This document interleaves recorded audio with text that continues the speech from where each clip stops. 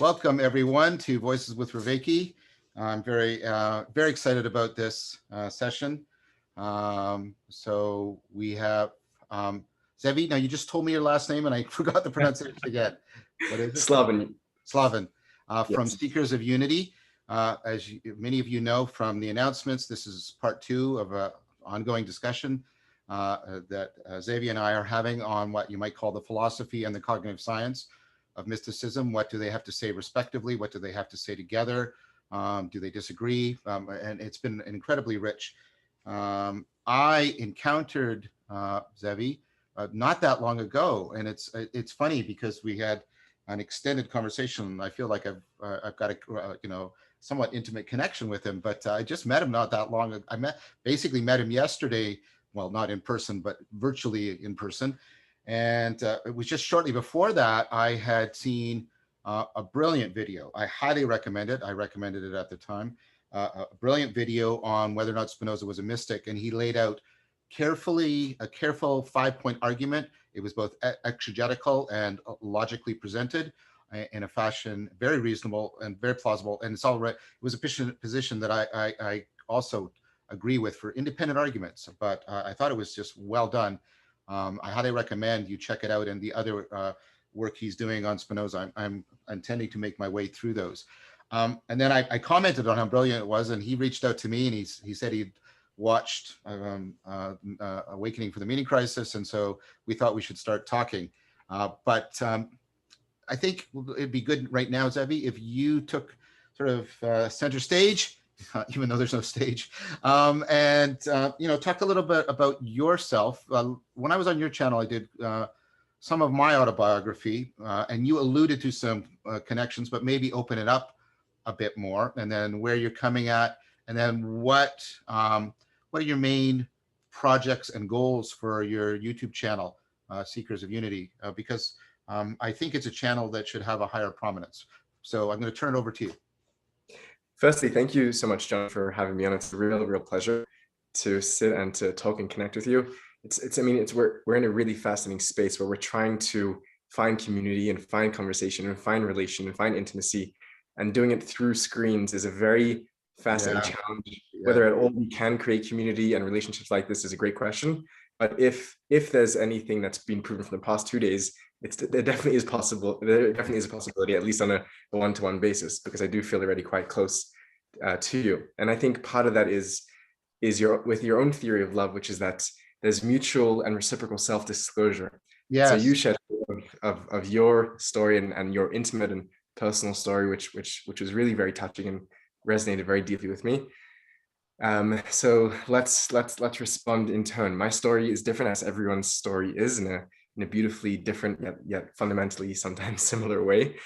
I grew up in a Hasidic community. My parents were sent as emissaries by the Lubavitcher Rebbe to Sydney, Australia, all the way from Brooklyn. And I grew up as something of an insider outsider, because I was living within my own Hasidic community, but I was living within the broader Australian community. I was an outsider both because I was, a Jewish young child and young adult, and the Jew is in some ways the perpetual outsider historically. Yeah. And so then, as being a Hasidic and Orthodox Jew, even within the Jewish community, there's again another level of outsideness. Right. And a lot of that sense of perhaps like an existential isolation was something which I didn't necessarily cognize and understand consciously at the time as a child, but retrospectively I could see how that took a part in shaping my identity. And what was really a watershed moment for me, which I mentioned briefly in our first conversation, was discovering that not only were the general sort of ideas of, let's say, monotheism or ethics that Judaism teaches, shared by other traditions, those are all kind of facadal things, although, as important as they are, and they certainly are. But what I found, which really blew my mind when I was 15 or 16, was that like the deepest secrets of the Jewish tradition, which was like the Hasidic wisdom, the Kabbalistic secrets, the esoteric metaphysics that I was being taught, and in such a selective and exclusive way, many of these texts still haven't been, taught to the public, haven't been translated, are barely understood by people outside of the community. And then through a strange chance of occurrence and a novel that I was reading and mentions of initially Christian mysticism, I became acquainted with Christian mysticism with its very strong Neoplatonic influence. And I later came to understand that there was a shared historical influence and shared philosophical language and shared metaphysics that were grounding these traditions, but at the time, just discovering their commonality on a metaphysical level, so raw and so indisputably, really knocked my socks off. Mm. And then I, as one does, I got interested in Eastern thought, first through, you know, Huxley and Watts and Terence McKenna and all those, but then more seriously and more academically. And then my focus shifted more to Western mysticism and to that tradition that emerges from Plato through the Abrahamic faiths and beyond. And trying to, my real quest, I think since then, in some protracted way, and different themes have had different salience for me throughout time. For a long time, it was the theme of death and rebirth, immortality. That was a very strong theme. For another time, it was an associated theme of the theosis, henosis, or apotheosis of the individual. Right, They right. can become deified through different forms and different traditions. Different points picked up salience, and I was sort of trying to stitch together these salient ideas in across the different traditions. And I think where it's kind of evolved to, and it's where it is now, and I think it's still growing. I'm still quite young, and it's still part of the excitement is that I have no idea where it's heading. Is really looking at the deepest wisdom that each one of these traditions possessed, that have been painstakingly cultivated over millennia of silent introspection, reflection, and dialogue internally. And now, and although at scant moments in history, there were moments of contact and passing of ideas, which I'm also studying quite avidly, but more or less these things were done internally. And now really on a grand scale, for the first time historically, there's an open marketplace of ideas facilitated by things like the internet, by the technologies that we have. And the question is, are we going to utilize those technologies to enslave ourselves to the worst angels of our nature, to use Steven Pinker's term, or are we going to allow ourselves to use this moment to find a unified narrative that can guide us both in our personal lives, in our interpersonal dealings, and in our relationship with the world around us, and perhaps with something deeper or beyond, whatever you want to use your language, for the ontological reality that in the West gets a capital G. Right. So I think those relationships are so crucial. And I think a lot of your work, and if I'm talking too long here, you can interject, but I think a lot of your work on okay, good. I think a lot of your work on the meaning crisis is really looking at the same contemporary issue in a very related way. I mean, I think John, I'm going to give away my age here, but I think you started teaching when I was just a newborn. Yes. Yeah. Yeah, that's about right. I don't mean to give away your age either. See, there's Okay. a non-disclosure here on both sides because neither of us. But the tremendous amount of wisdom and knowledge and expertise that you bring to the field from the scientific realm, which is really your home, which is the cognitive science. I feel that in some way I have I don't want to say a comparable, but an equivalent intimacy with my own tradition of Jewish mysticism, which I began to learn in the original tongue, in the original text from the age of 13, beginning with memorizing these things by heart, and then really turning to really try and understand these things deeply and philosophically. And I think that the capacity for these ideas to lead to a life of goodness, of bliss, of inner peace and silence, of harmony, of love for one another instead of jealousy for one another. And I think is so rich and important and unmissable. And I think that, and I think that my unique contribution may be to bring the Hasidic voice and to bring the Jewish voice of Jewish mysticism, which, and we can get into the history of this, but has been so often neglected in the comparative academic study of mysticism in general for very specific reasons related to Gershon Schalom's characterization of Unio Mystica or the lack thereof in Jewish mysticism. But for whatever the historical reasons, there's a real need to bring a perennialist Jewish voice back into the conversation, and I use that word tentatively, carefully, because it's, as we discussed last time, and that's really where I see my work primarily focused, and I think particularly here. I mean, just before we started, I don't know if I want to mention this because I really try to stay away from politics, because I think politics is fundamentally divisive and doesn't do anything good for humanity at all. But I mean, I'm living here in a region which is filled with so much hatred and so much animosity, which is just absolutely heartbreaking. And I think the only way forward is to change that hatred and somehow move to a place of love. So I do a lot of work specifically focusing on Sufi, on the relationship, historical and conceptual, between Sufism and Jewish mysticism, Right. and many other areas like that. I think that might be enough of an introduction. There was maybe one or two other points I want to mention, but they'll come back to me. So, I mean, when you came to this realization, it sounds fairly shocking, like, because you were sort of grew up in a narrative of sort of, this is where these mystical experiences are expressed or understood, and then you discovered their similarity, in other religions and philosophical traditions. So I get the sense of how much of an epistemic shock that was for you. Like, what kind of an existential shock was that for you? Like, was your sense of identity called into question? Did that cause a rift between you and your community? I mean, I don't want you to trespass on any confidentialities, but I'm trying to get a sense of, because my understanding, and both my understanding, my experience is, we're not talking about even something like political beliefs. And I agree with you about, I think they put us at the wrong level and they put us in the wrong framework. That's Yes. why I have this slogan about stealing the culture. Yes.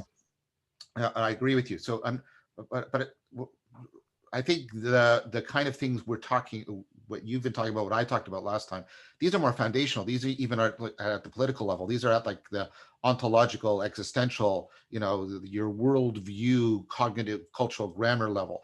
And so for me, and I would hypothesize for most people, because there's empirical evidence to support this, when those are disrupted, that's not just, you're not just angry or frustrated or even passionately so, like we see in other, ideological conflicts, but it's more, well, here's a sort of a Kierkegaardian point. You can come to the precipice of despair when you get this kind of epistemic shock, that seems to portend and indicate the depth of what is happening, the level at which it's happening. Was that the case for you? Or like how, I guess, again, I don't want you to spill your guts or anything, but like, how much of this has, because I get a sense of an aspirational quality even in the title of your channel, right? And so I'm trying to piece those two existential moments together a little bit more. Yeah, that's a really fascinating question, and I hear your therapeutic side coming out here, which is really nice to be on the receiving end of as well. You pose a question with a lot of care and tenderness. I need to think back to that moment. Firstly, it didn't happen overnight. The way I'm narrativizing it now, I'm telling it in 20 seconds. It sounds very quick. It really sort of germinated over a period of years, probably a decade in full. And I left my study of let's frame it like this. When you grow up religiously, very religiously, as you know, yourself grew up in a fundamentalist Christian home, you're not given the choice of, would you like to be religious or would you like to be something other than religious, or which religion would you like to practice? Yeah, exactly. And for good reason. I mean, families that are raising children want to pass on what they believe is going to be the best chance their child to live a life of happiness and fulfillment, and therefore they give them what they believe is the truth. And I have only tremendous and infinite love and respect for my parents and for their parenting. I could not have asked for a better childhood. Thank God, from here until the end of days, into high heaven. I honestly think my parents are two of the most incredible people and inspiring people in my life, and that I know. But for any child that grows up religiously, there isn't, and particularly, I don't know what it's like internally from the inside from another religion. And Christianity may be different because of how it's sort of become so pervasive culturally. But with something like Judaism, and I assume the same is for Islam and maybe for some other traditions too, there is no religion in Judaism. When you are raised religiously, like Orthodox or ultra-Orthodox, that it is your life. Like Yeah. it's not like there's your life and then there's Judaism. Yes. Yes. Yeah. It is your life. So and that really happens. I don't think one has the independence or cognitive capacity to really question that at all Yeah. until at least in early adolescence. It's not a bad thing. I'm not saying that in a negative or pejorative way. It was a very great childhood to grow up with the traditions and with the culture and with the calendar and with the life cycle events. It's really beautiful tradition, which I still very heavily partake in. I'm not speaking as if I'm some ex. Sure. But what happens then when one, and in Judaism at bar mitzvah 13 for males and 12 for females, there's another like infusion of religious fervor and excitement. You're on this like bar mitzvah high where like the mitzvot, the Jewish ritual commandments that you do now begin to count for points. Like up until then was just practice, and you're really riding on this high. And particularly within the Hasidic community, you begin to get the language of Hasidut taught to you, which is Jewish mysticism. You begin to practice prayer as a form of religious experience and worship, at least aspirationally so. And it's a very strong period. What happened for me is, as my own independence and my own cognitive abilities began to kick in, you began to self-reflect and turn back on the mind and turn back on your practice and be like, 1 second, why am I doing all this? Why am I keeping Shabbat? Why am I putting on tefillin? Why am I keeping kosher? What am I doing this because my community is doing it? Because my parents told me to? And I think that's a very natural period. And I think I never, and some people in that period really go on a full swing rebellion and really just go and break everything and go, dye their hair pink and get a tattoo, which happens. I never did that. I always was a very well-mannered, always like a very respecting child. But I began internally, I began to go on my own questioning, and I began to look for ways that could make this practice meaningful for me, myself. And beautifully enough, that actually is encouraged within the Hasidic community to take the religion and personalize it, and not just do it because it's been taught for you to do it that way. And the first place that I was turning to consciously to try to make sense of things was to the scholastic, argumentative, Maimonidean, ergo Aristotelian side of things, and even engaging in and listening to sort of Christian apologists, trying to really and going through like teleological and ontological and cosmological and fine-tuning arguments, being like, I really need to rationally make sense of this thing so I can really firmly believe it. And I guess that's also by my disposition. I want to try and understand and grasp things rationally.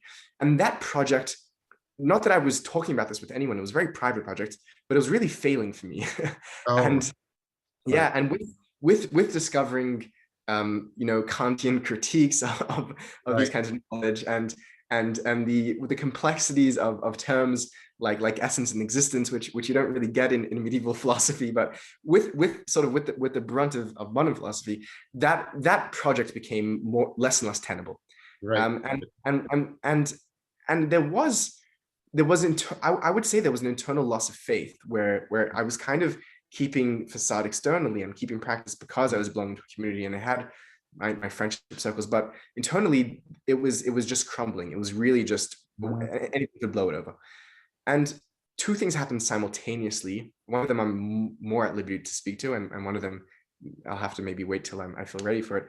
But there was, through discovering this comparative form of mysticism and through finding at least at that point, before I got more critical about it, reading Katz and reading that whole school of scholarship, finding what I assumed was a universal truth that pointed to something which I could really believe in, and something which in many ways was so beautiful and which I felt to be not other than my tradition, but the core of my tradition.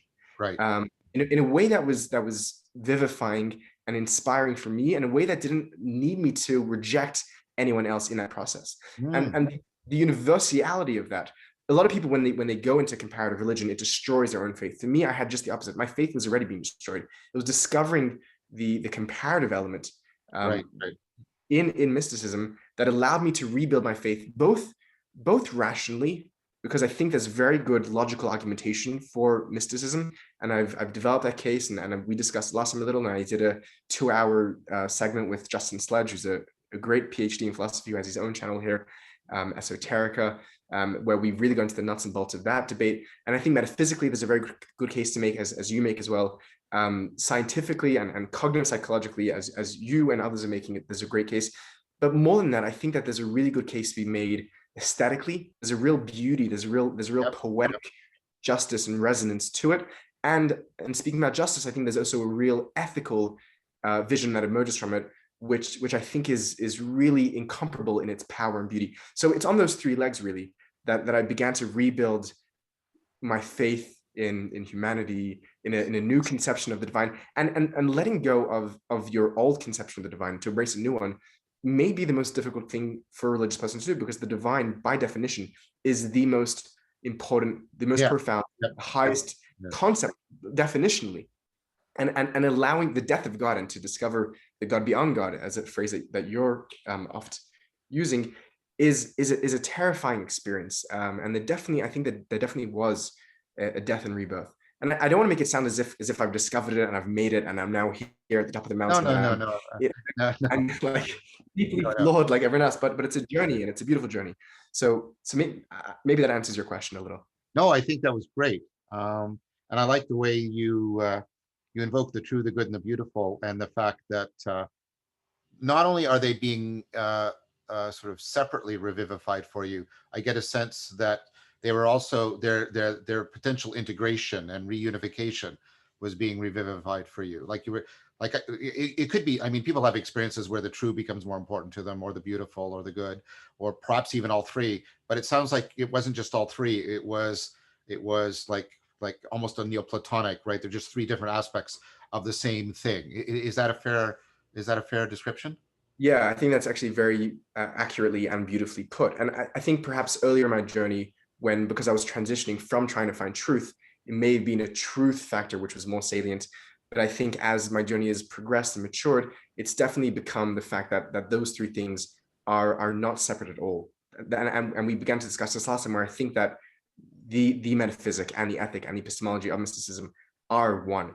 And there's a performative beauty to this theory, because I think, and I think this is where we may fruitfully disagree. I think there is actually a propositional value that emerges, a truth proposition that emerges from this, and at the very bare bones of that, it is the fundamental unity of all things, the fundamental oneness of all reality, and that includes, it's performatively beautiful because it includes that the internal structuring of the system itself, that the ethic, the metaphysic, the truth, the beauty, and the good themselves have to be one as well. And I think that's demonstrated beautifully in all aspects of the mystic system. Yeah, I'm thinking here of Habermas's response to the problem of modernity, arguing that what modernity did was separate these into separate spheres, autonomous normativities, and that has turned out to be disastrous, because we need them to function in some kind of tightly integrated manner, but we've set up a system of justification and argumentation that prohibits that. You can see him sort of wrestling with, is there a way to bridge between that? And part of his I don't think it succeeds, but part of what he's trying to do with his universal pragmatics is to try and go from performative criteria to ethical criteria, which would then also bear upon, our propositional statements, etc. And so I think there is enough recognition, at least, of the problem of the separation of the three normativities. Although that hasn't led to, in general, I don't remember seeing. I know Habermas has been recently considering religion in more of his, but I don't know if mysticism per se has been discussed much as a potential field in which we could come up with answers, and I mean more theoretical, argumentative answers to how we could stitch those normativities back together. That was something I wanted to talk about in Awakening from the Meaning Crisis, but you can't talk about everything. But I'm hoping to talk a little bit more about that when I do After Socrates, because the Socratic, you see in Plato, and the fact that the ultimate is not the true, but the good, but also the one, right? And that he's basically doing this. And, yes. So I want to bring that into the modern problematic of we need to, and you see, there's people that are deeply influential in cognitive science, like Hilary Putnam, arguing for the breakdown of the fact-value distinction, that that Hume used to cleave apart truth from goodness and things like that. And so I'm interested in that move, and I'm going to bring it into the after Socrates discussion. So that brings me to something. Oh, did you want to ask a question, or can I just interject on that point? Yeah. I think that part of the problem of mysticism is that those three are so deeply interconnected, interwoven, that in an attempt to try and articulate and express and present mysticism in a way that's compelling and persuasive, which is what I'm trying to do on my channel, it's so difficult to pass those things and separate, because in language that's what you have to do, and that I think that points to the fact of how deeply interconnected and interdependent and how one they are. But I think there is a need to present mysticism in a way that is a real possibility for a really rigorous thinking person in the 21st century. And I think one of the reasons why someone like Habermas is not approaching it is because there's still such a stigma against mysticism, because we're really just lacking. There isn't even a consensus on a definition on the term yet. I have an upcoming series which I want to work up, which I want to do, which is just defining mysticism. Be like, this is all the definitions that have been given by the great scholars. Let's put them into 5 categories. Let's see like where their faults and strengths are. Let's see how those terms evolved etymologically, historically, semantically, because it's a category and it's a way of thought which we so badly need to repair. And I think part of the challenge of doing that points to its value. I think that's very good and very well said. And we touched upon this a bit. Maybe we can come back to it today. On this the ontonormativity, which seems to be beyond good and evil, but it's not just epistemic truth, and it somehow grounds all the kinds of knowing. So I do want to talk about that, and maybe it's actually related to the question I want to ask you.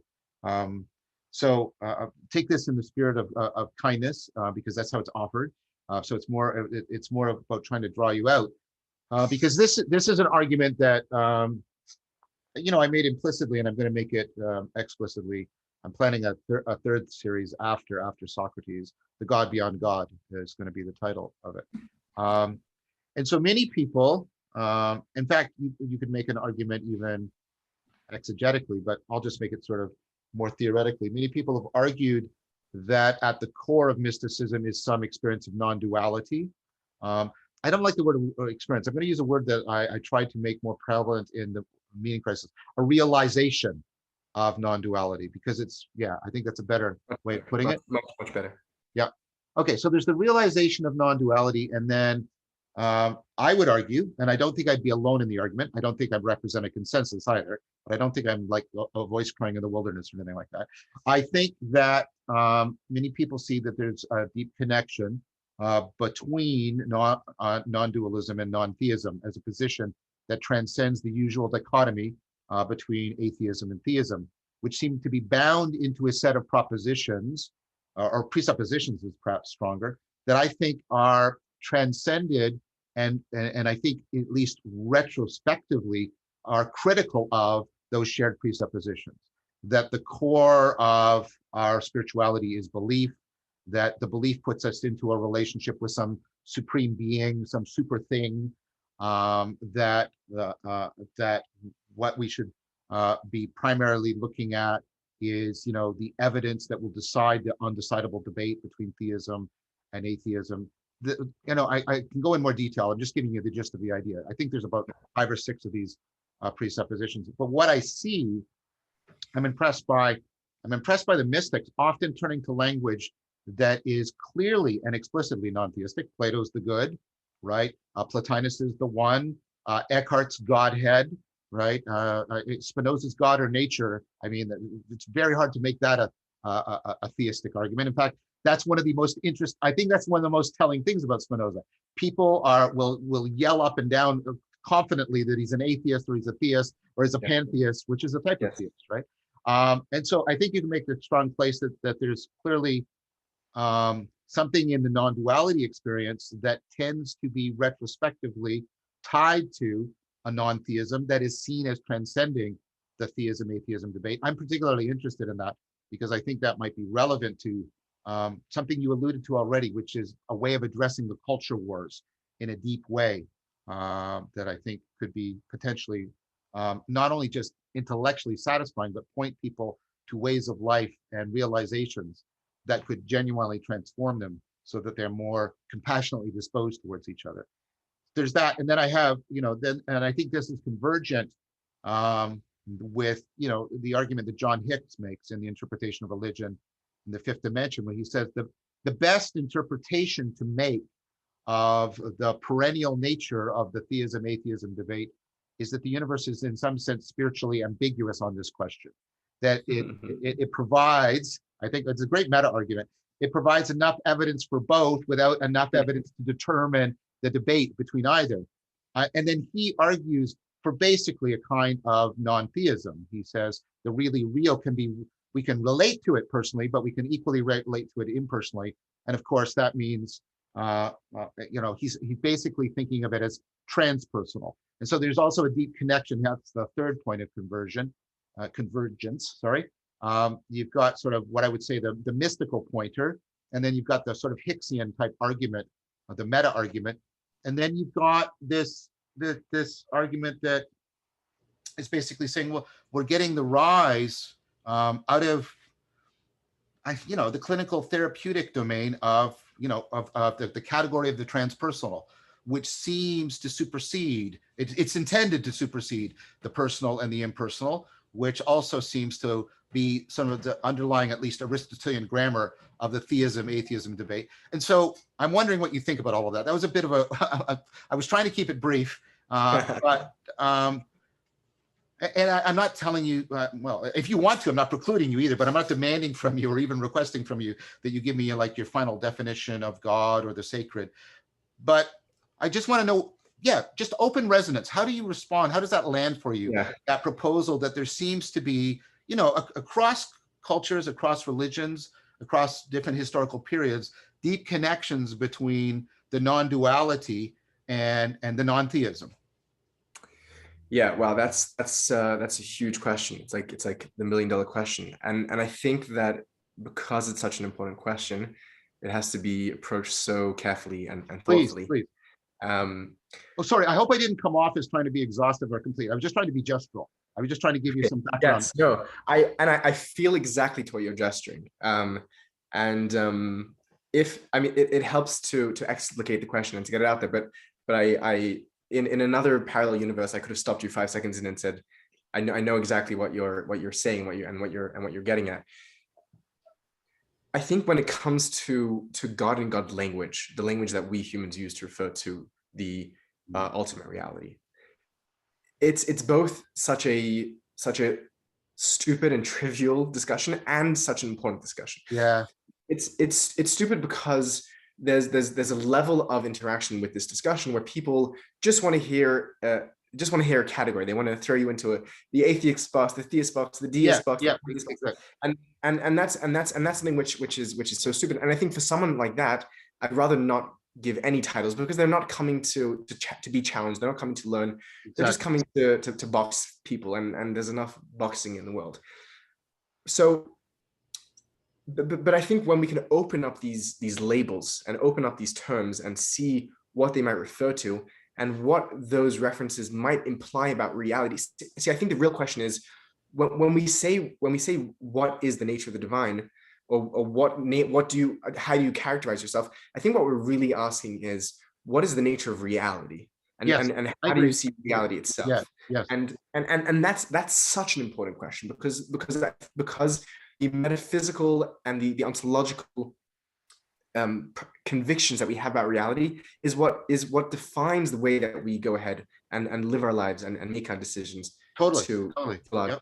Yeah. So the category of non-theism is a really fantastic one, and I think I may have actually heard you use it first, and the way that you use it, I think, is so spot on and so precise. And I haven't heard it being used much elsewhere, which is a real shame. But the fact that the mystics, in their either in their non-duality or in their unity, point to something which is non-theistic is so blatantly clear. I mean, the fact, just to open this up for perhaps people who are less familiar with the history and literature of mysticism, mysticism, in the West, there's a tradition known as apophatic theology, which is literally the non-saying, the opposite of cataphatic, where we try to make positive statements. All we can say is that God is not, God is not, God is not, God. And in the East, they have the same idea, neti neti, not this, not that. So there's a great book for anyone that's interested, Michael Sells, on the language of unsaying, which really explores this. Oh, excellent book. Excellent book. Brilliant, brilliant. So the idea that whatever your conception of God is, that is not God, is like the basic premise there, because God is beyond our own conceptions of whatever that thing is.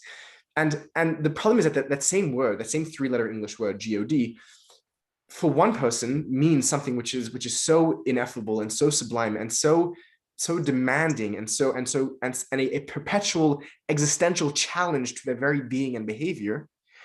And for another person, it simply means some sort of patriarchal, monarchical object somewhere between here and Saturn that is gonna that likes one flavor of pizza and doesn't like the other, and punishes one person and not the other, and has, you know, picks who wins and loses wars, and is going to roast people for all eternity if they don't believe in him exactly the way that they're.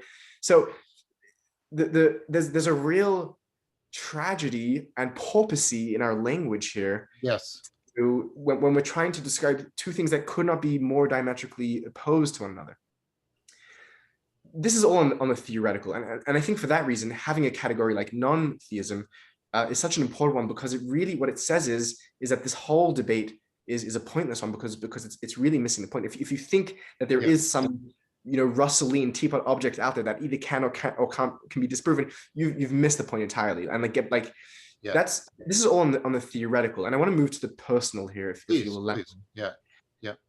On the personal side of it, one of my own biggest struggles, which I alluded to when I was sharing before, was precisely this idea of the God of theism that I was raised with, the God of the Bible and the God of rabbinic literature and the God of Judaism, and the God that I was finding in my own in the Jewish mystics and in the mystics of the world, seemed to me to be irreconcilable.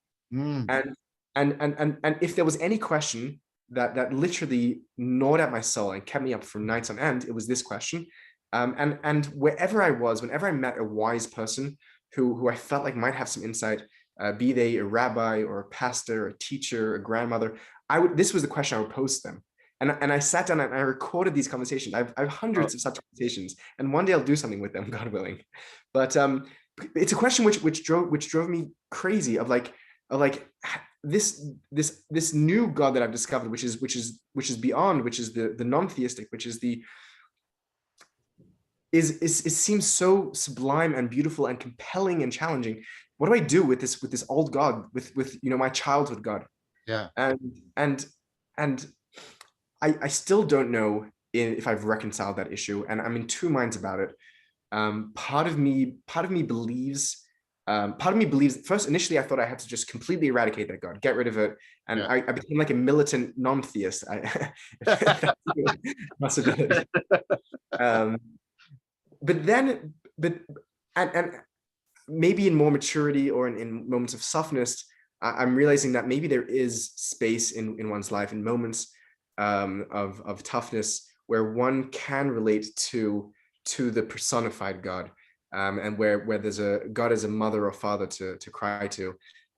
There's a very complex discussion in Hindu theology about the specific point about the relationship between the two representations of God, Ishvara and Brahman. There's a book from Rudolf Otto called Mysticism, East and West, where he compares Adi Shankara with Meister Eckhart, and he compares his God, which is Deotas and Theos, so God, Deotas and the Godhead, and Ishvara and Brahman. And he really and the point which comes out of there is not the point which is that it's like just obvious that the Brahman, that the Ein Sof, that the one is the real deal, and the rest is just childish, and leave that for our grandmothers.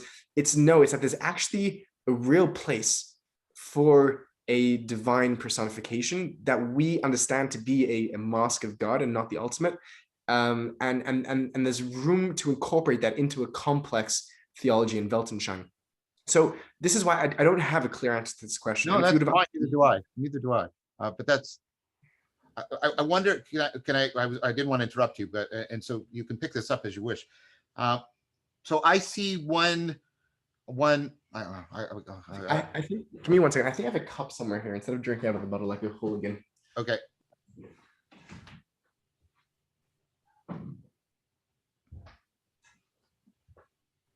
There, we'll be a little more dignified. So I see this in the New Age movement, and I think of DeConnick's book, Gnosticism, I forget the title, something like Gnosticism in the New Age movement, and she shows how a lot of sort of New Age ideas right now in various movies and popular media are just, rehashing or representing of Gnosticism, and Gnosticism is not a religion. It's like fundamentalism. It's a style of religiosity, and it's heterogeneous, like fundamentalism is. And so I want that understood. But nevertheless, I mean, and I think the most apt description of Jung is not Christian, as some of the current apologists, my colleague Jordan Peterson, has been arguing. I think he's more properly described, and he seemed to self-describe as a Gnostic. And Jung seemed to argue that it's the default spirituality of human beings. I'm not quite sure about that. I think Hans Jonas is better, that it's sort of an existential, a mythopoetic response to an existential entrapment. And I've talked about this in some of the talks I've given on Gnosis. But here, the point I'm trying to make is, okay, once those bookends have properly set up a caveat for what I'm going to say, nevertheless, I could say is one of the temptations that I think immediately can occur to people when they get even an inkling of this, and I'll call it the narrative God and the mystical Godhead, right? The theistic and the non-theistic presentations, is a temptation to Gnosticism, because it gives a very ready answer for that. Well, this thing here, well, this is the evil power or principality, to quote St. Paul, right? This is the demiurge, right? And this is the plenum, right? The plenum void, and the reason why this seems so nasty and hostile and jealous and bloodthirsty is, right, et cetera, et cetera. I see our culture as increasingly giving more and more language that sounds Gnostic. Here's I think a key piece of evidence to support my claim. So what Jules Evans calls conspirituality, the idea that there are these grand conspiracies and conspiracies of conspiracies that are somehow running the world right now, these cabals. And of course, that kind of thinking has a terrific, and I mean that in the original sense of the word, history of bloodshed and genocide attached to it. So this is not just sort of like, believing you can talk to dolphins. This is a dangerous, I'm not saying that all of the Gnostics were like this. I'm not saying that. But I'm saying that it seems to me that one of the temptations, maybe that's the word I'm looking for, of encountering that dichotomy, and at least that the fact that it seems prima facie irreconcilable, is a temptation to Gnosticism, and which is not the same thing as Gnosis, but the temptation to Gnosticism, and then there's a temptation there to a dangerous kind of conspirituality that is becoming more and more pervasive, and it's seeping into the cultural and political domain. Like you've probably heard the research that Republicans and Democrats are more afraid of each other than they are of foreign enemies, which is a bizarre place for democracy to get to. I mean, that's a democracy at least on the verge of cultural civil war, if not political civil war. So I wonder if you confronted that temptation at all, because I know you talk about Gnosticism here and there. I've seen a couple of video titles at least. And if you did, what response you had of it? And if you didn't, what do you think now about that connection? Because I know you have addressed the topic, at least in part. So did that question make sense as a question? Yeah. Yes. I think the question deeply resonated with me, like from the very beginning.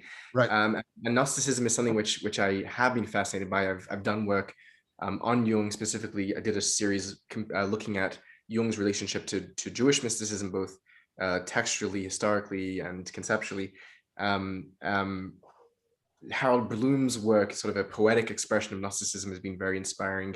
Dame Frances Yates's work on Gnosticism and Hermeticism. So these things have all definitely had their time to sit and maturate in my brain. I, I, I don't. Firstly, what you're posing as a challenge and as a threat is a very real one, Right. and I think to sort of expand it a little, and I think you'll agree with this. Sure. And tell me if you do. Because the divine represents the reality and the realm of that divine inhabits.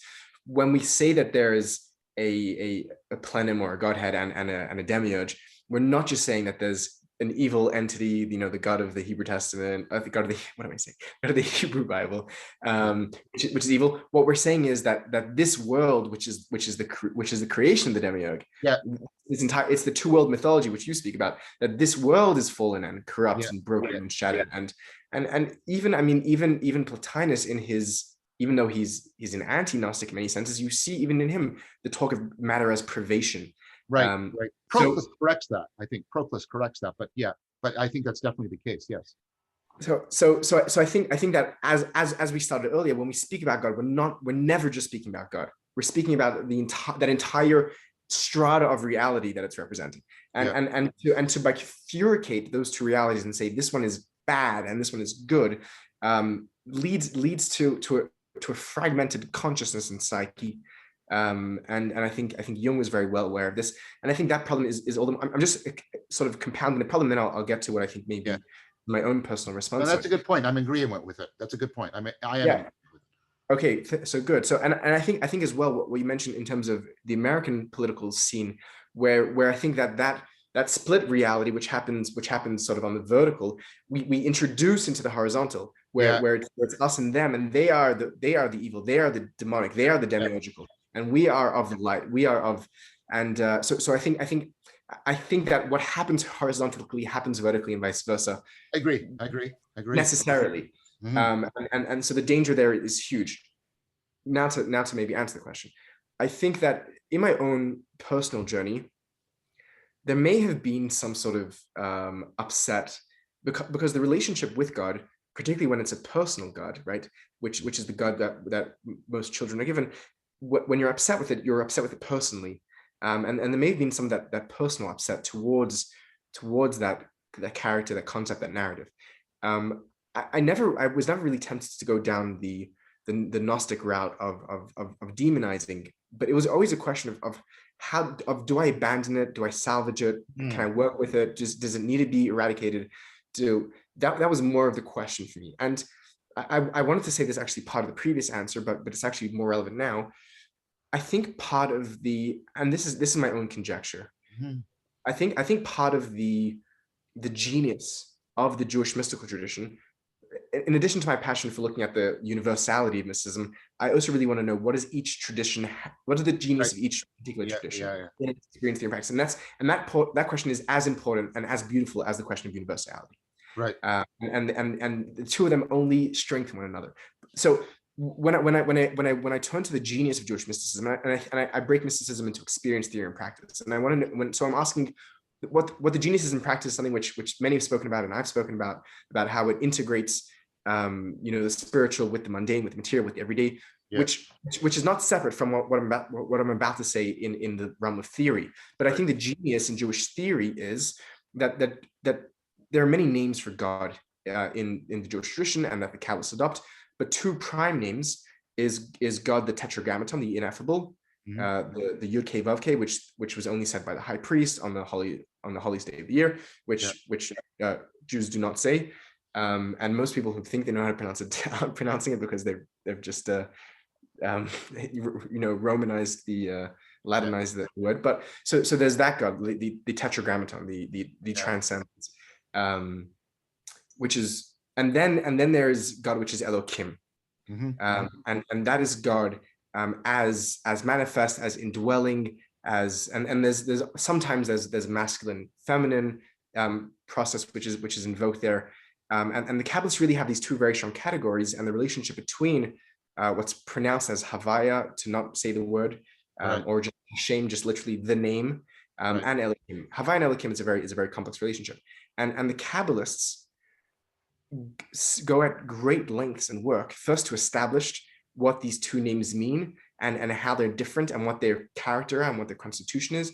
And I think that when we speak about Havaya, we're speaking about the non-theistic God, and when we speak about Elohim, we're speaking about what's referred to in Kabbalah as the Yotzer Bereisha, as the one who creates the act of Genesis, the one who is the God in the Bible, what the Gnostics refer to as the demiurge. Literally, that's the demiurge is the builder, the creator. Yeah, right? yeah. Like that's what it is in Plato. He's not an evil figure in Plato by any Yes, means. not at all, not at all. And the Kabbalists say something which is radical.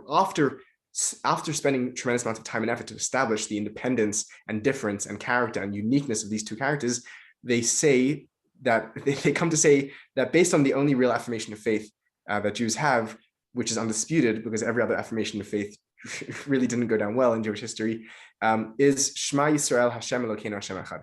That listen, O Israel, which is what the 12 tribes say to the dying father whose name was Israel, but it's now taken to mean all of Israel, the people of Israel, the children of Israel. Shema Yisrael Hashem Elokeinu Hashem Echad. Listen, O Israel, translated in English as the Lord our God, the Lord is one. But what we're saying is that Havaya, this God, which is the non-theistic God, this God, which is the one, this God, which is the God beyond God, is Elokeinu, is that same God who is the personal God, is the same God who creates, is the same demiurgical.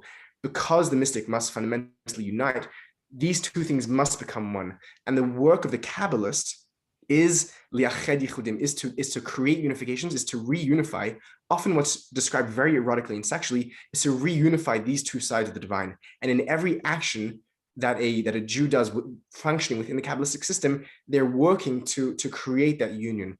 There's a Kabbalistic incantation or blessing, which is said before we make any in certain communities, before we do any religious practice, which is l'shem yichud kudsha b'rchu shchinte liachada shem yudke b'vavke b'chudeshlim b'shem Kol. That we do this in the merit of reuniting kudsha b'rchu, the divine masculine, and shchina, and the divine feminine that indwells this Havaya and Elokim, to reunite the letters of God into to make a complete name. And I think this notion, sorry if this is becoming a bit long technical, but No, I think please go. I think this theoretical notion of the need to recognize that there are two different modalities and two different relationships here in the way that we relate to them. There is God, which is the non-theistic, and there is the God, which is the demiurge, the creator, the one that interacts, the theist. But those things are not separate. Those things are somehow fundamentally one in perhaps a paradoxical way. I don't know if I'm articulating that clearly enough, but that I think is what the Kabbalists are trying to get at. That's is it fair for me to conclude that that's also the position you are most sort of identifying with? So it's a position which to be honest, I'm wanting to believe in and read into the Kabbalistic system. Though people will disagree and say that that's not what the Kabbalists are doing, and you're trying to reincorporate something, but to just extend it to the larger implications here, I think that because the divine means the world of that divine as well, when we say that those two are not other, what we're saying as well is that heaven and earth are not other than one another. They must also be unified. That nirvana and samsara are not other, but that they're also unified. Form and formlessness, yes. Yes. Right. So I think that challenge in that statement is the battle cry of the mystic, and I think what that means also horizontally is that we can no longer other what we perceive to be the other, because that itself must be incorporated and unified in this divine oneness. So yes. So that's a very powerful and provocative answer.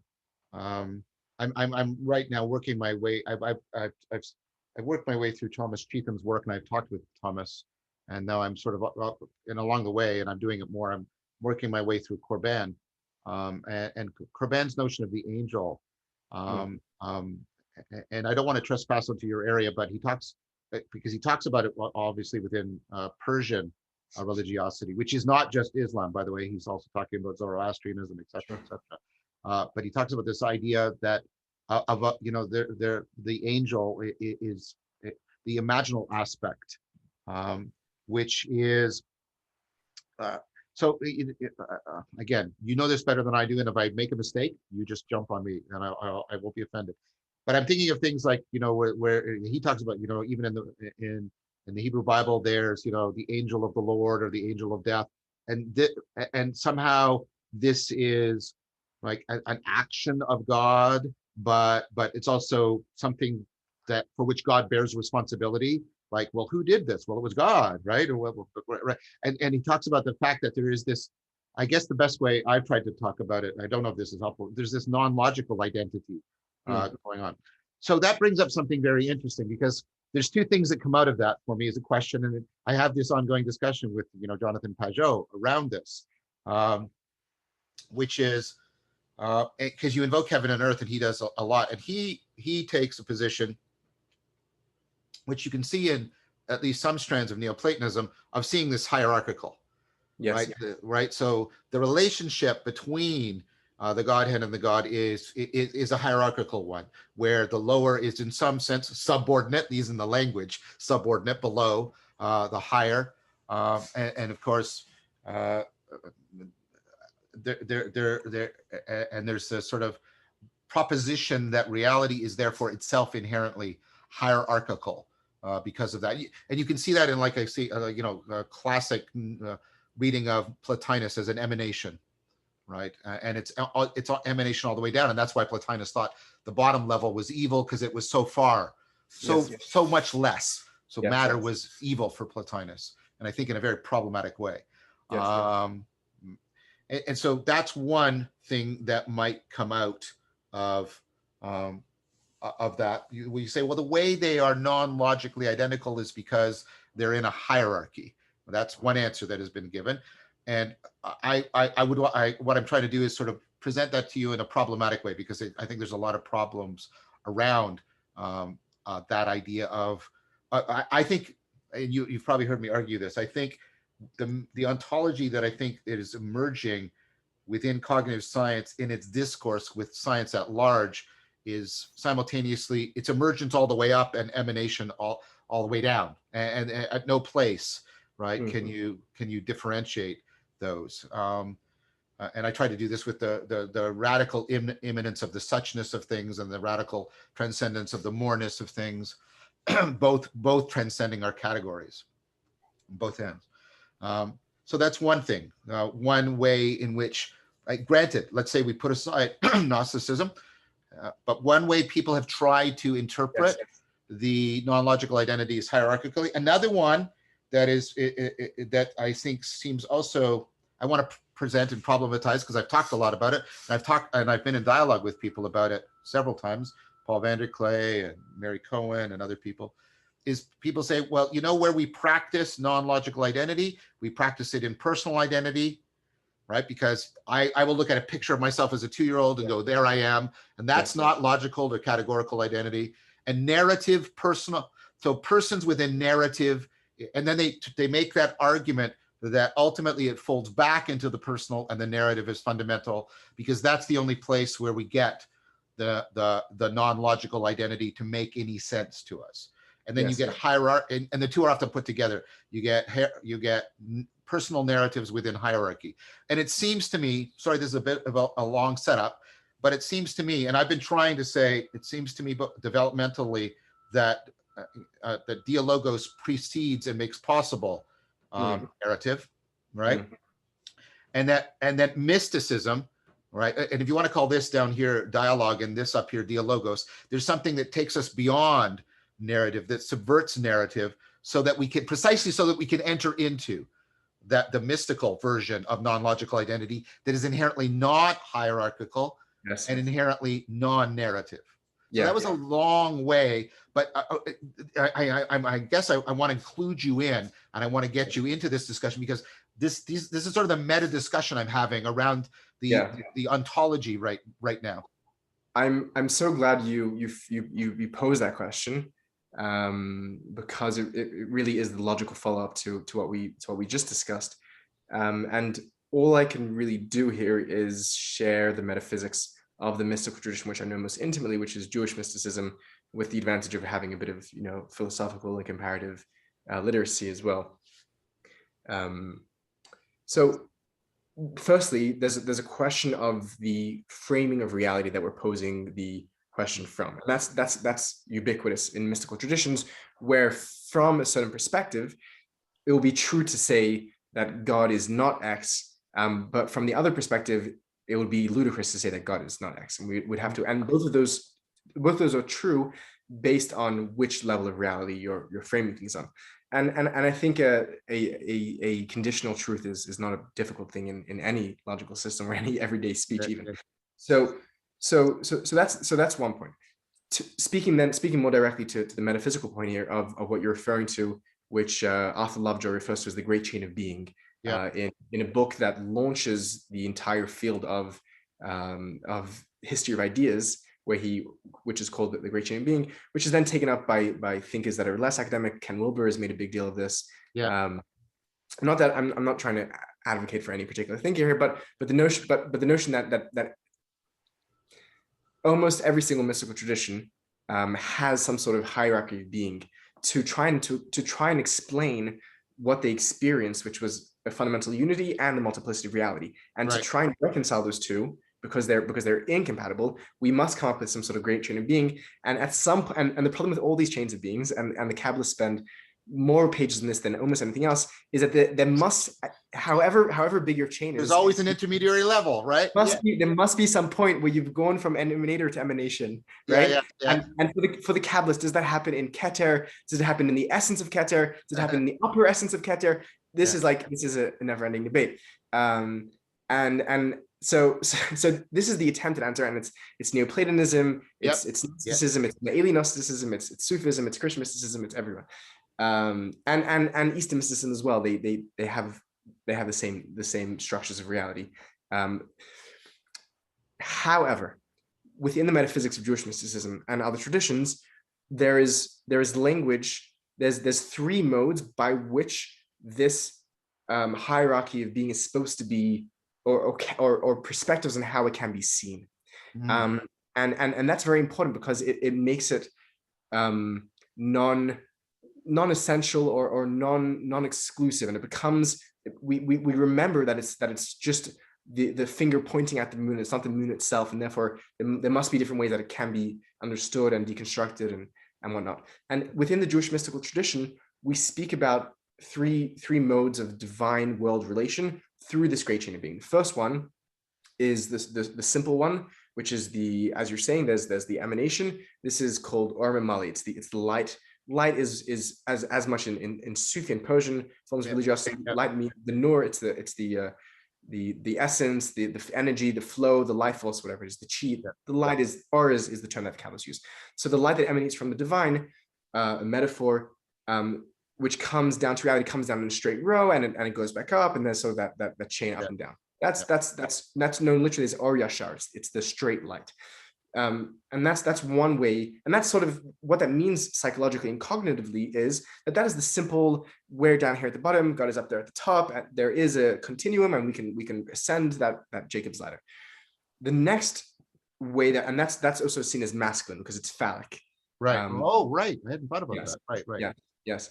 The next way that we speak about the divine world interaction is seen by the Kabbalists as feminine, because it's circular, which means it's both of the womb and vaginal in that sense, which is Or Sovev. It's the divine which surrounds, and it's typically described as that which is too much to actually penetrate into the world, but influences from around it. But what that does is that creates a cyclical arrangement here. And it means that the top and bottom become really points of extremity along a circle, and not along a linear line. And these things get very extensively elaborated. And the Kabbalists describe really the cosmogony and the theogony of this, that there's begins with a point, which becomes a line, which becomes a plane, there's a very sophisticated geometrical, theological, psychological language around this. But so we have this circle relational, which means that everything is equidistant from the divine in some sense, which is that surrounding feminine, which is fascinating.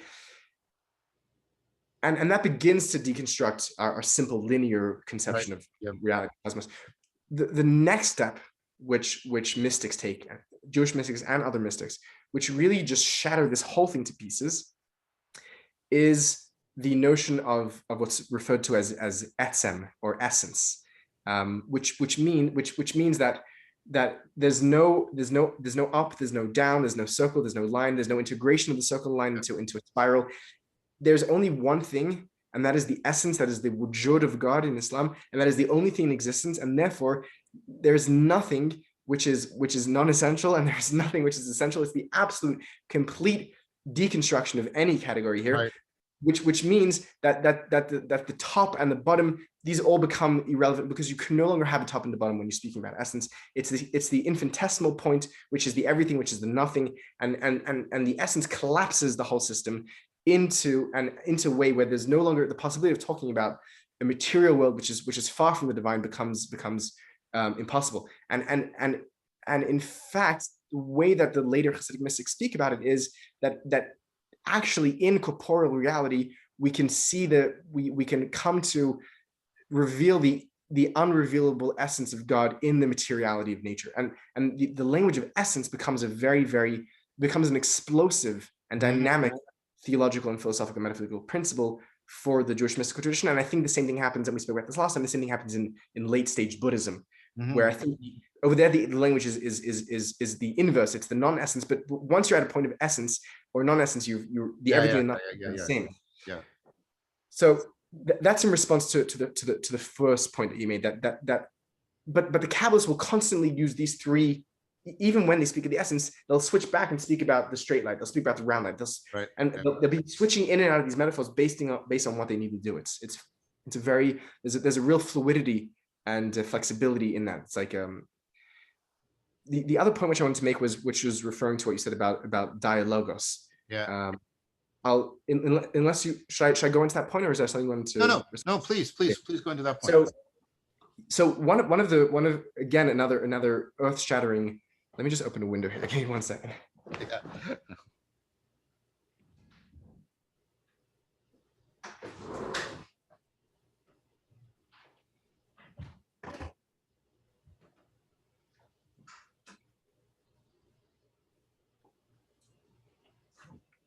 Just getting a little toasty. Thank you. So another earth-shattering metaphysical construct that the Kabbalists develop, and this really takes its full development in 16th century in the Galilee by Isaac Luria, who in Kabbalistic history, very much like in Jewish philosophy, there's philosophy before and after Maimonides.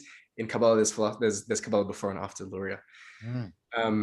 So Luria, based on earlier thinkers, it has its precedence in the Zohar and in Cordovero, but he really brings this to its full implications. The notion of tzimtzum, which is a notion which has become popular even outside of circles of Jewish mysticism. I've seen it even in some self-help books now. And the notion of tzimtzum is this: that God is the only thing that exists. And within God, there arises a desire to create, a desire to relate, a desire to manifest. Different languages used by different thinkers. But to have that, there must be some other which God can create or relate to or reveal to or be in relationship with. And what God does is God contracts God's self. That's literally what tzimtzum litzamtzem is, to contract. Yeah. And God creates space for the illusion of otherness, where in that space, the omnipresence of God, and not just geographically, but existentially and metaphysically, is absent there, because in the presence of that, there can be nothing else. So God has to create a space where within God's self, because that's the only thing that there's a space for God to not know God's self, for God to. This sounds like Erigena in a lot of ways. Yes, very much so. I did a video recently on Erigena, and the parallels to Kabbalistic thought are striking. Jacob Boehme is also another thinker who although there's a historical actual connection there where he is influenced. So God creates space within God's self where God does not know God's self. And I'm flipping here between like the theological, metaphysical, and psychological language here, because it's really all intertwined. And God does that to create a space for dialogos, to have a space where God can re-enter that space, emerge as something new, and then begin to reflect, to turn God's face back on itself. This is also, I think, the Neoplatonic idea of the nous, which is the image of God, which is able to turn back and look at God. Yeah, the nous is that thing, that part that turns back and looks at. Yes. So and so in many ways for the Kabbalists, and this is a really beautiful thought, we are that part of God which was created in that space, which is able to not know God but look back and try glimmer through the mystery to see ourselves. And really, if you're looking for the place for the profoundest expression of the creation of space for dialogos in the Kabbalistic literature, and that becomes a psychological programmatic in our own lives of how do we create space for the others in our life to allow them to come into dialogue with us. Because if we fill our own full spaces, there is no room for the other to love, to be in relation, to create, to express. So that's that scheme. Hahn makes a converging argument in the Agony of Eros, in his critique of pornography, because he says Eros actually requires a true recognition of otherness that can challenge you in a way that you cannot foresee, or against which you cannot finally protect yourself. Whereas in pornography, you have what he calls the aesthetic of the smooth, where things are regarded as beautiful precisely because they in no way present the challenge of otherness. They in no way distract or disturb our self-recognition and our self-grasping. I thought that was a profound critique, and I bring that up because it shows how, I think you could make a very, I think Hahn is actually alluding to it because he's ultimately making an ontological point. I know this because of The Scent of Time, right? His, right, and other books. Some people might be listening and say, who cares about all this arcane stuff? But the point is, right, if you don't have an explicit account of realness, you are very much going to have an implicit one, and it's going to cash out in things like what we're seeing in Hahn's critique, how we have lost the capacity for genuine eros and beauty, precisely because we do not understand the necessity of otherness in order for proper self-transcendence and proper dialogos, etc. So I just wanted to point that out, and that leads me to another thing, because I this is not a complaint. Oh, you wanted to intervene? Go ahead. So before we move to another thing, let me just jump in on something you said there, which is there's one author on mysticism. I'm on this quest to as I said, to read every really good thing that's been written about mysticism, and that's quite a bit. One of those authors is Michel de Certeau, who's a French philosopher, postmodern historian. His work is one of the only works of mysticism which I opened up. I'm like, and this is after reading many works of mysticism, and I understand the field a little. And when I opened up, I'm like, what the hell is he saying? he wrote La Fable Mystique, which is I'm still gonna have to go back to it. When I encounter a book like that, I go back to it like 5 years later. I'm like, oh, okay, now I begin to understand. But he makes this sort of this aphoristic statement. He categorizes all of Eastern mysticism and all of Western mysticism. And I forgot what he said about the East, but about the West, he said, and it really caught me off guard. He said Western mysticism, in one word, is the necessity for otherness. And in my mind, I'm thinking about unity, oneness, non-duality, and he says the necessity for otherness is the essence of all Western mysticism. And at the time I was appalled, but sitting with it, I'm like, this is exactly his point. That there's the ontological and existential necessity to discover ourselves necessitates the other. And that's a profound point. So thank you for saying that. That's I'd like. I want your top 100 on your list of mysticism books. I've read quite a few myself. I'm interested in reading the auto book that you referred to. But some recommendations, Zevi, I would really appreciate. Pleasure. So, two things. It's what you said about the Kabbalist thing. I had this amazing conversation, genuine, and on theories of everything. And Kurt, the moderator, was just fantastic at moving between debate and dialogos. And Bernardo was just an excellent companion. We disagreed and we argued, but we also but what was interesting is he described metaphysics as, in some senses, very similar, although it didn't have the sense of normative necessity to it, but he has the idea that reality is ultimately one consciousness. He's explicitly a monist, right? And then but in order to explain all of this, he has a theory of sort of something like psychological dissociation. But it's again that somehow within it's there's places where it doesn't know itself and it dissociates from itself. I'm sorry, I'm not trying to misrepresent or present his view simplistically. I'm just doing it for sake of time. But it strikes me, it's interesting that somebody, and I think rightly so, who is regarded as sort of a champion of the revival of absolute idealism within the philosophy of mind and within,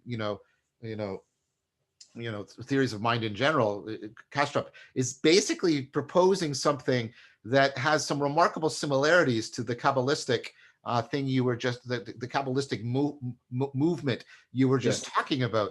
And I think that's very interesting. I want to think about that. I'm sorry, I just want to note it because there's something going on there.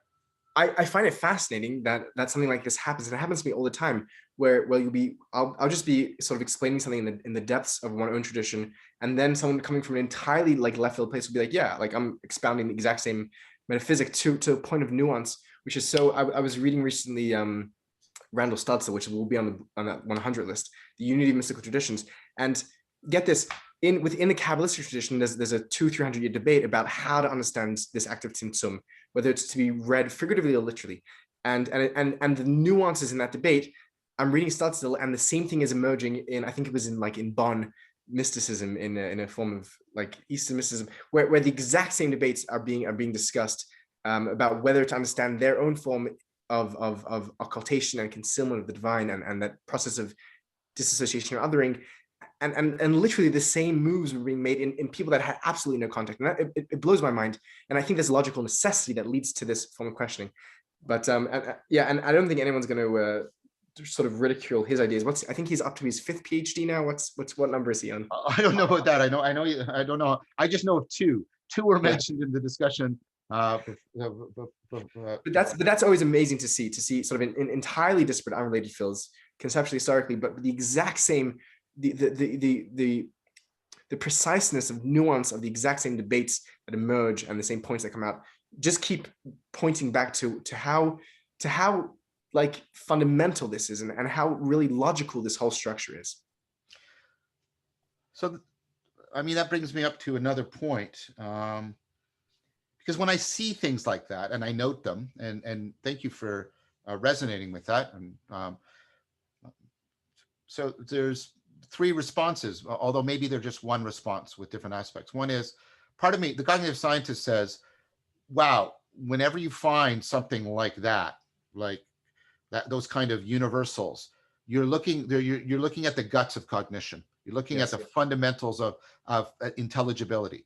And then there's another part of me, especially because I'm a 4E cognitive science, that says, yeah, but cognition isn't in the head. Intelligibility is a real relationship between cognition of the world. There must be something in the world that's also fundamental, and there must be something fundamental in the way the world and cognition fit together.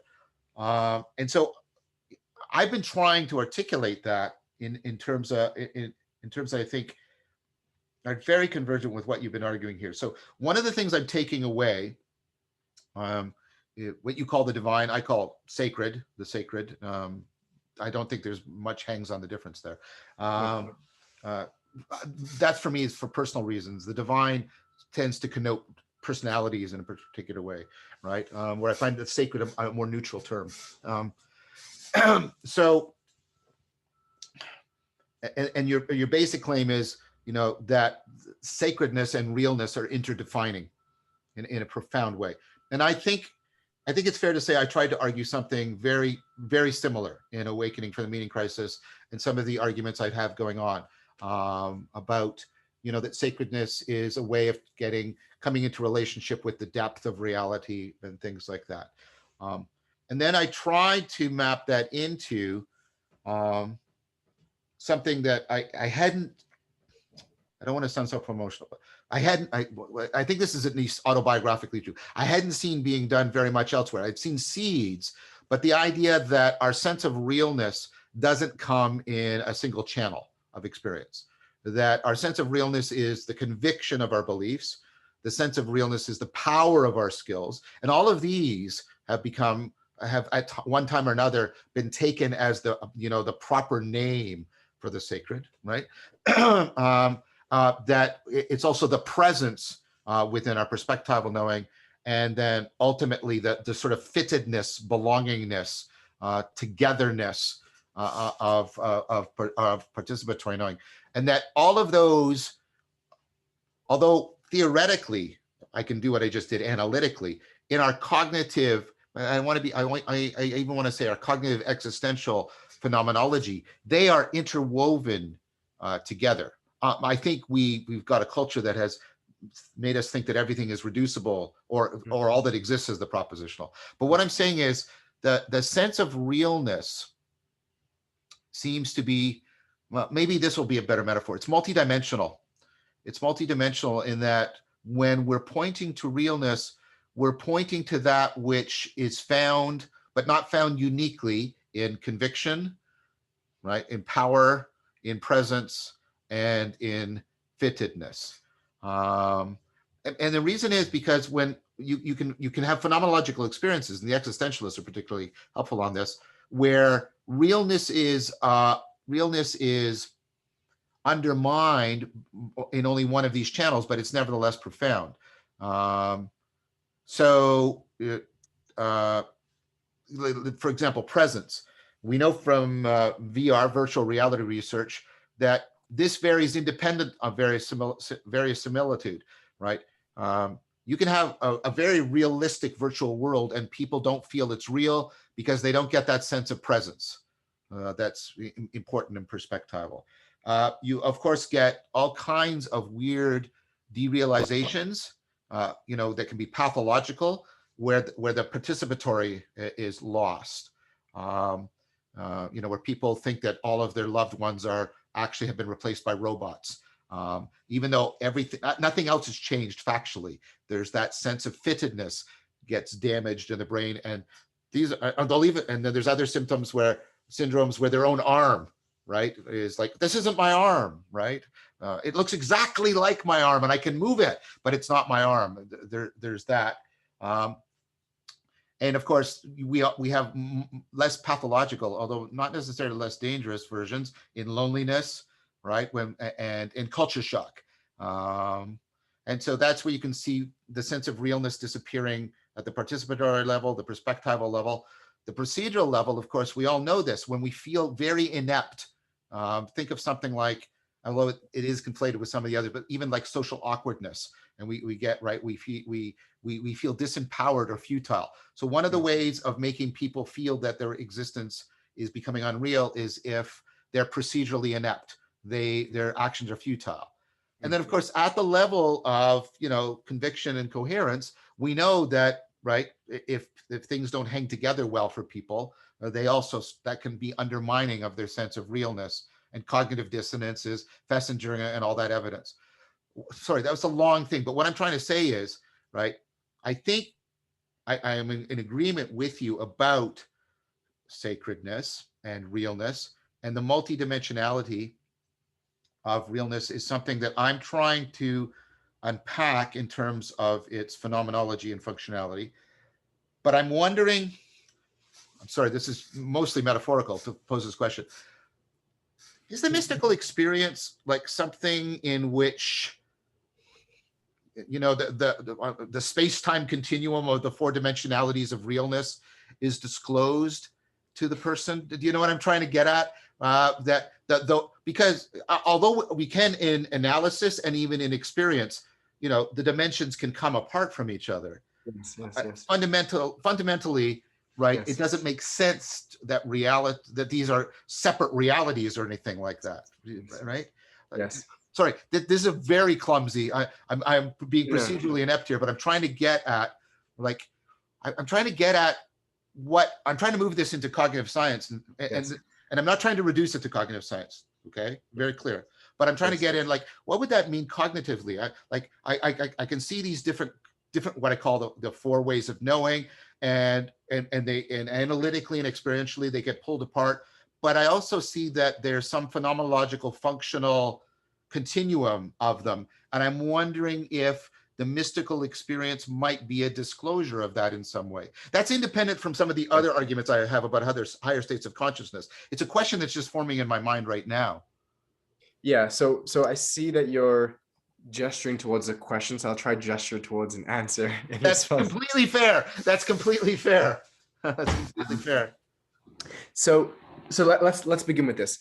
I think firstly the question of what is the real is such an important question, potentially the most important question, and the answer to which we give as individuals and civilizations is so determining of everything that flows from that. And I think some of the things that you mentioned have their place historically, and we know the echoes of those things. So for both for someone like Hegel, where the rational is the real, and for someone like Aristotle, where the active intellect is the real, is the unmovable. For someone, and I think where this also meets with the political and the social is that when we speak about my other fascination, which is the deification of the human, right? Yeah. It means the human becoming the real, right? That's what deification means. Yeah.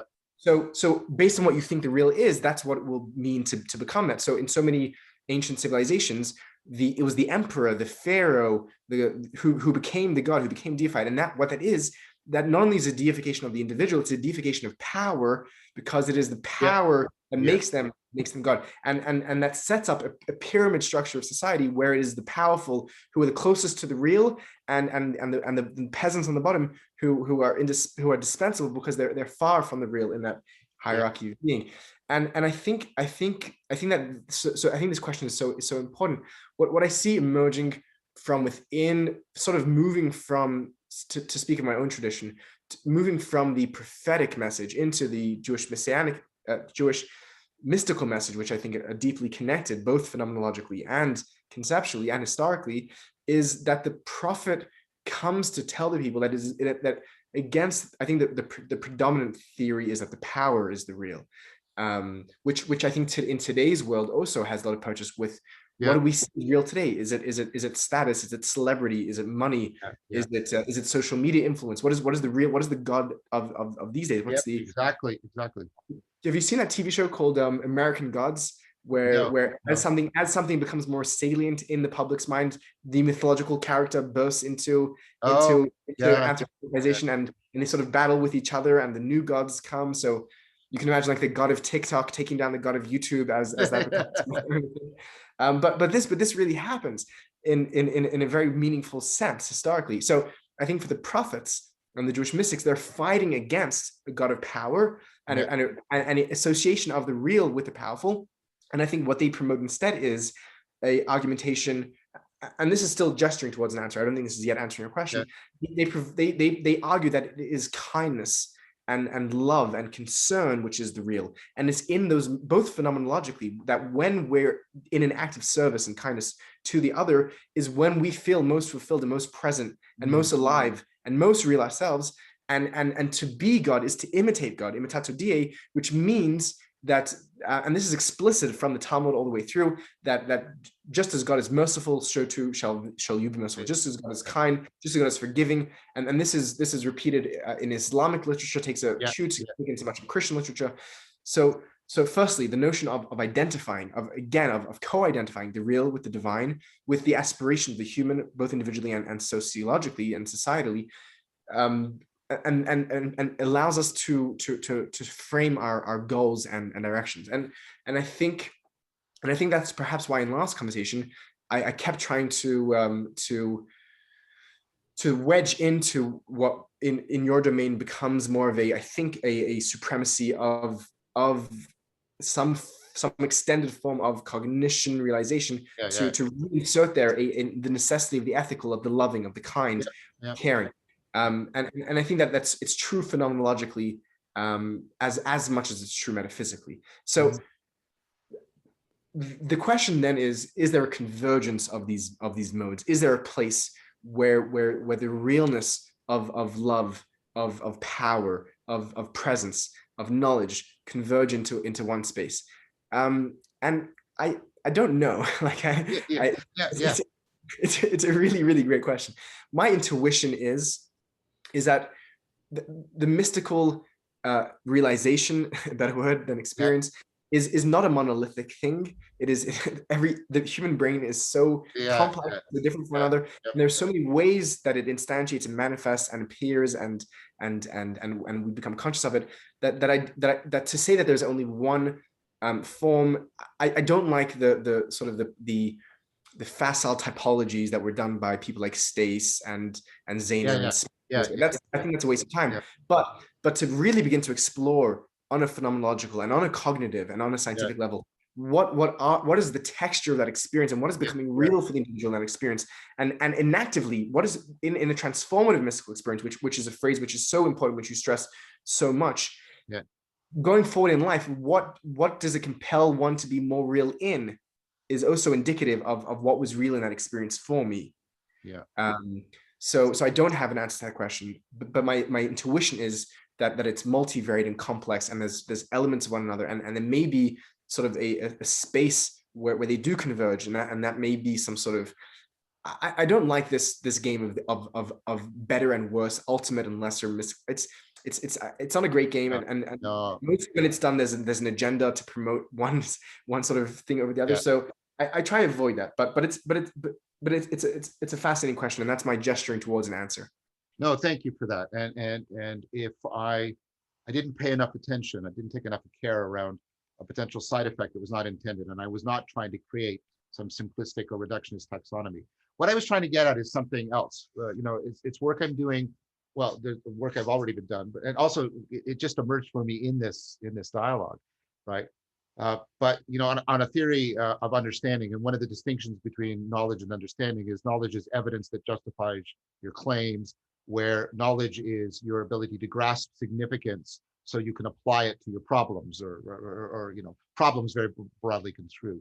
And so this is a distinction that's sort of emerged separately within the philosophy of science and in the psychology of explanation understanding, but they're converging together. And one of the criticisms I've made of my own theory, cognitive scientific theory of wisdom, is that it didn't have a proper theory of understanding within it. So I've been trying to think about understanding.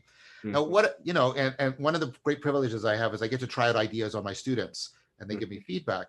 And one of the things they like when I make and this distinction was also made independently by Monica Ardeltas, a psychologist, and making use of the psychological work of John Keeks, the distinction between what he calls descriptive and interpretive knowledge, but it's basically the description between knowledge and understanding.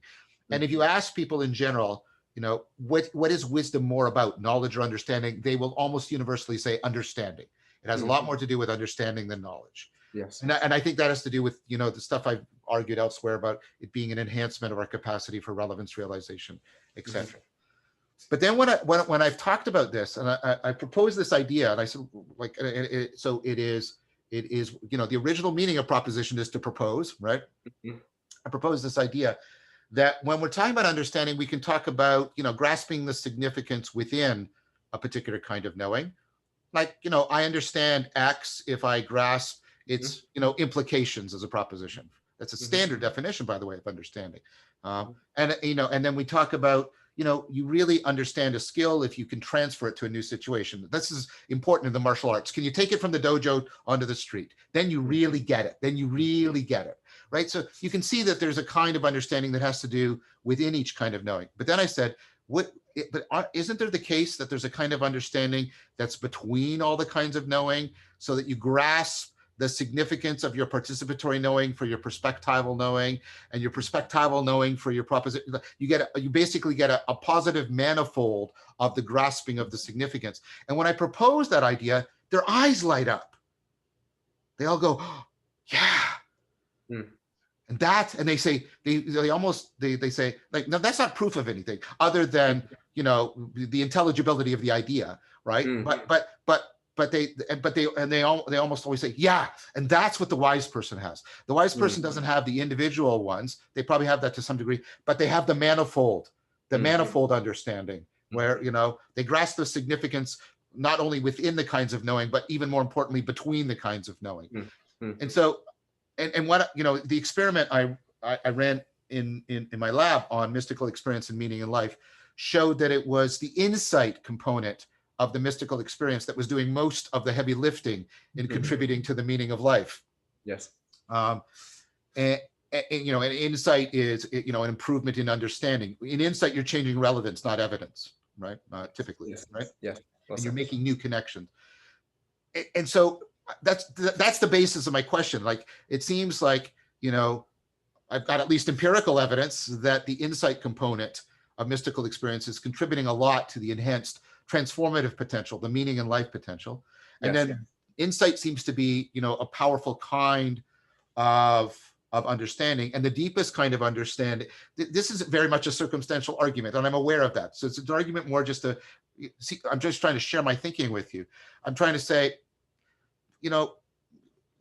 mysticism seems to be the most, at least I have empirical evidence that seems to be the profoundest kinds of insight, the profoundest kind of enhancement of understanding. And then independently over here, it's not great evidence, but it's at least the beginnings of anecdotal evidence, right? That, the deepest kind of understanding is this manifold understanding. And people are willing to, they seem to be pretty universal in saying that's the kind of understanding that the wise person has. And this is what I'm trying to get at the argument. I wasn't trying, and I don't want to try and reduce it all or anything like that. I'm trying to get at, right, okay, I'll weaken my question then, because I think your critique is valid. Could at least a cognitive dimension of mystical experience be an insight, a powerful insight of a very strong manifold, a kind of multidimensional unity between kinds of knowing that brings a profound kind of understanding that would be deeply transformative individuals? That's the hypothesis I want to now put forward. So you gave me a chance to revise it because you made a good critique, and now that's what I'm trying to get an inkling towards. Yeah. It's a very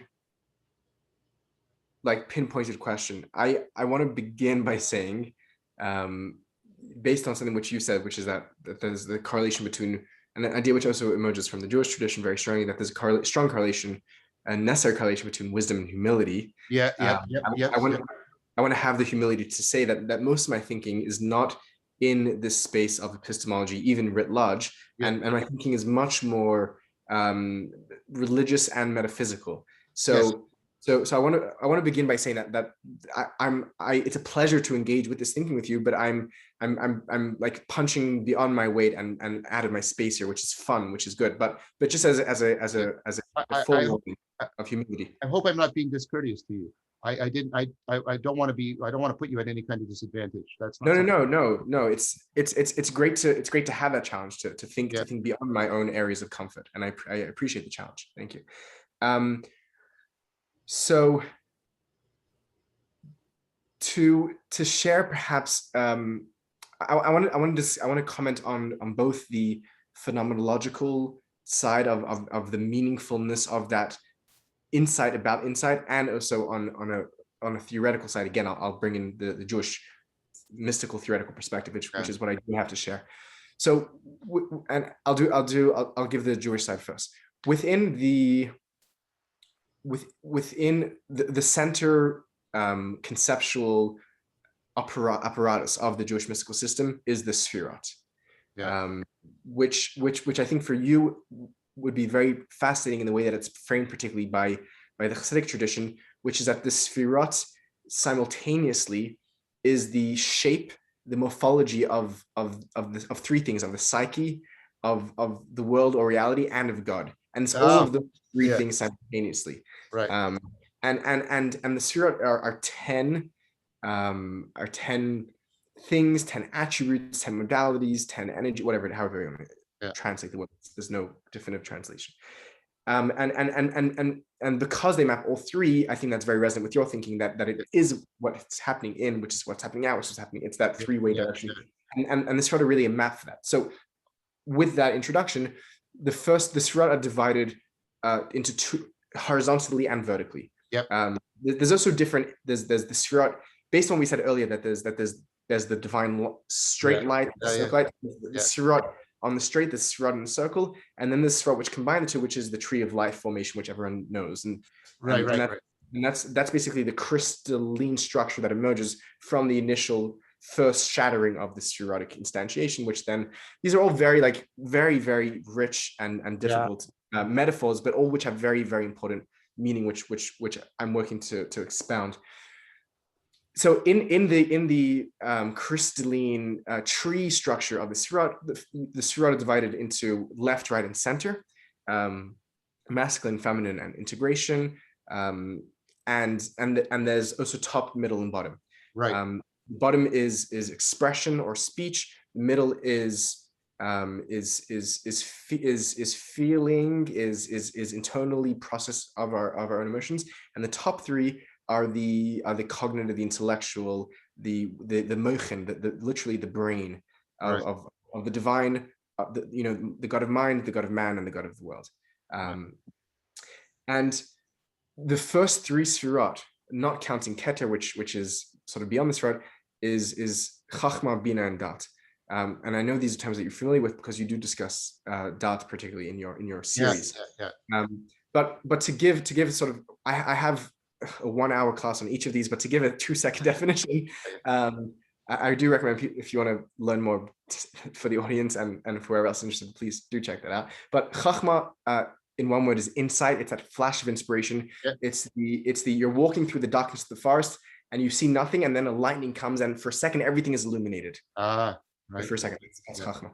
Bina, and it's the yud. It's literally the point. It's the small, it's the infinitesimal. Bina is the hay. It's the expansion. It's the feminine. It's the womb. It's where we begin to take the seed of Chachma and give it limbs and give it shape and give it dimension and analyze it. It's analysis. It's the ability to think about past and future, which doesn't exist in that flash. That's Bina. Dat, as I assume you know, but for the audience listening, Dat is the integration of both of those two, and channeling it into the being. It's the embodiment. It's moving it into emotions. It's when you feel it in your kishkis. Dat anthropomorphically is put by the neck, because it's also the bottleneck of things that stay in your mind that don't get into your body, into your heart, is because they don't pass metaphorically. Oh, that's interesting. Yes. They're literally constrained by the neck. Pharaoh, all the villains in the Torah are associated with a different psychological sort of challenge malaise, and Pharaoh is the neck. Pharaoh is the one who stops those things from coming down. Anyhow, really? Oh, yes. But the point which I wanted to get to was that very elaborate introduction, is that part of the complexity of the Sfirot structure is that each of the Sfirot are within each of the Sfirot. So you have Chachma in Bina, Chachma in Dat, Chachma in Chesed. Right. So the very strong manifold. Right. And Bina in Chachma, Bina in Dat. Right. And it's in that interrelationship. It's the paths of wisdom, the Nesivat Chachma, the paths of wisdom, which are the interrelationship between those points. So it's not just insight, it's not just understanding, it's not just internalization. It's the interrelativity between them. And there's one a bit longer than a month in the Jewish year, which we're actually going through now, which is the counting of the Omer, the Sfirot, which is 49 days. It's 7 times 7, where every single day we look at one of those things. On one day we look at Chachma in Bina, Chachma in Das, and then the next week is the week of Bina, beginning with Bina in Chach, and we do that whole process. Wow. So that without getting into any specifics, just pointing the direction of that same thought being explicated by Jewish Kabbalists hundreds of years ago, which may prove fascinating if you'd like to look into that. That is very fascinating. That's very cool. Well, I mean, through both of my discussions, you've really piqued my interest in Kabbalah. And like I said, I at some point I would like to have a discussion with you about the connections between. We alluded to it, but maybe more full-blown discussion. I'll take a look at the video first, of course. Connections between Spinoza and Kabbalah. Yes. Spinoza for me is such a pivotal figure, and maybe we could come back and have more of a discussion about Spinoza in this context, because I see Spinoza as wrestling. Spinoza is very much a heroic figure for me. For one thing, he's Socratic in that his philosophy is not just theoretical; it is transformative. He's like Socrates. He's aspiring to a blessed life, the life of blessedness, right? The best possible life for a human being. It's philosophy in the sense of Pierre Hadot. And he's personally courageous and heroic, the way Socrates was too. Yes. Even his enemies had to admit that he was a virtuous individual. So that's so. Whereas I find people like Leibniz distasteful. I don't like to pay attention to Leibniz as a person independent from Yes. his, right? Because the fact that he threw Spinoza under the bus is one of his biggest sins, to my mind. That's all aside. Okay, but Spinoza for me, he's a good choice, but he's also an exemplary figure precisely because he recapitulates within the heart of the scientific revolution. He's I think it's fair to call him a disciple of Descartes. He, of course, is a significant innovator, but he is Cartesian through and through in many ways. In the heart of the scientific revolution, he is, right, he's basically taking up the ancient project of the good life, and he's trying to put it back into what I think reasonable, given his own ontology, you could call a naturalistic framework. And so he, to me, stands as, and I'm glad he's going through a revival right now, because he stands for me, and each one of these is contentious. You know this. Anything you say about Spinoza is like anything you say about Jesus of Nazareth or Socrates. You're going to get 10 people disagreeing with you, right? But for me, he stands as the epitome of somebody who, within a naturalistic framework, is still nevertheless proposing something deeply continuous with the entire Socratic Neoplatonic tradition. And there's even a mystical component, as you've argued, and I agree with that argument. And he's doing that within the scientific revolution, within the naturalistic framework. I think he's also proposing, I would argue, a kind of non-theism as an alternative, because he was seeking to get beyond, as many people were at the time. They're still living in the rain shadow of the religious wars, and they're trying to get beyond that. And that's clearly on Spinoza's mind. And so for me, he's an exemplary figure to go back to and look at, because of the promise he holds for giving us some significant clues on how we, right now, where we're at the sort of maybe at the other end of the scientific revolution, it's sort of coming to a, it's now become the established worldview. Can we look at Spinoza as a way of helping to wake up from the ways in which that worldview is ontologically and existentially, and as you rightly point out, ethically and aesthetically insufficient and inaccurate. And I think Spinoza holds out the real possibility that somebody can be deeply rational, deeply mystical, deeply naturalistic, deeply, et cetera, et cetera, et cetera. And I know you've done quite a bit of work on Spinoza. And so maybe we could at some point have an extended discussion around that. Sort of Spinoza in the light of the meaning crisis might be the way I'd like to talk about it. Yeah, I would love to have that conversation. Spinoza for me is a hero as well, and I relate to him in many ways personally. Someone who also grew up in a restrictive Jewish community, someone who also was challenged himself to think independently. Someone who was also an autodidact. There are many points just on simple narrative level which I feel very much a kindred spirit with him. Not to compare myself to a man of that stature, but that's definitely something which a great conversation. I just wanted to, there was on the previous question there was 2 points which I wanted to cover, which I only did one, which was the theoretical. The other one is the phenomenological. Please. If you'd allow me this. And this is something which I feel there's like a rubbing up against your theory in general, with my which I know that you appreciate. So I'll share that. But I would love to talk about Spinoza. I really would. Not that I think that Spinoza is sui generis as a rationalist and a mystic, just by the way. But I'm not saying that. But an exemplary figure as such. Yeah, exactly. Yes. And he's exemplary also within the very specific nexus of the emergence of the scientific revolution. Yes, absolutely. In terms of the phenomenology of the meaning that emerges from the mystical experience, which you at least now are postulating that it emerges from some form of understanding of the. I don't want to actually strawman or misrepresent your position, and Please. You just said that. So I'm not going to try to repeat it, but from how I understood it, it's something which happens.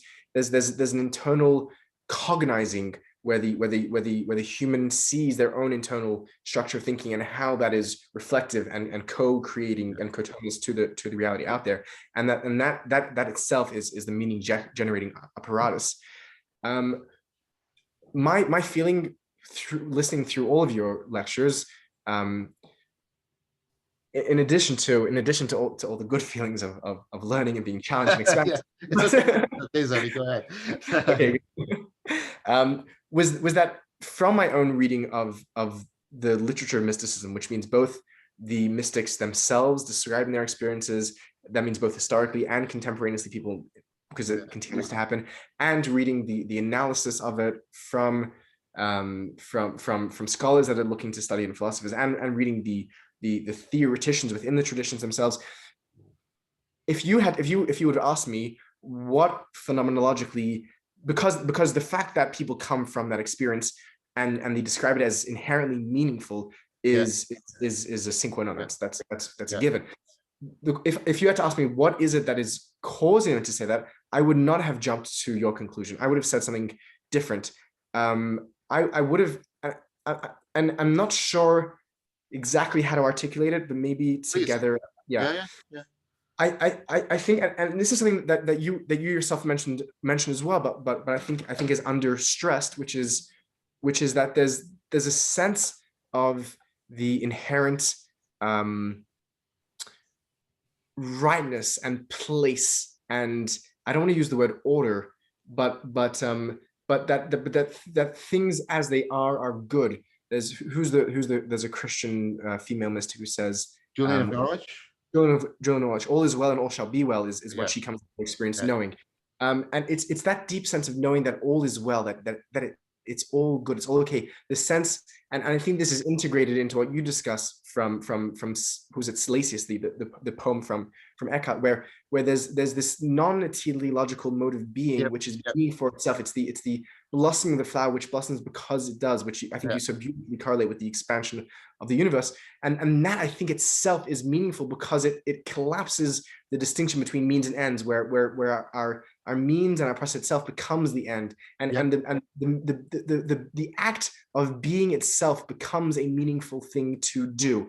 And for me, when I think about that, it's much more grounded in the body. Not to say that 4E is not in body, but this is really in the being of the body. For me, at least, it's in moments of intimacy, of intimacy in worship, in erotic intimacy, in intimacy with nature, where one is sitting and releases all of their narratives of self and all of their, and it allows themselves to I'm sort of grappling with poetry here because I don't know how to express this non-poetically. No, it's fair. It's good. I find it very clear. And for me, that's not something that happens cognitively, even cognitive writ large, even the way that it's something which is much more fully ontological. And I know that you say that cognitive is the ontological, but this is like, to me, I don't know why I keep like pushing up against this, but it's so much more. It's the very, the trouble is that any word which I'm going to say is a word which you've already sort of co-opted. Yeah. So but it's in the kishkis of the individual where everything is and is perfect and is beautiful and is blessed. Yeah, that's the most I could do for it. Well, that's good. I mean, and we touched on this last time. Yes. So, yes. But I get the sense that although you're responsive to the answer, you found my answer still insufficient. You're still rubbing up against it. So I'll just recapitulate what I said, maybe as a way of trying to get what's like helping you to refine where you want. So I said, like, when I say cognition, I'm not talking about cognition. I'm not talking about computation of the brain.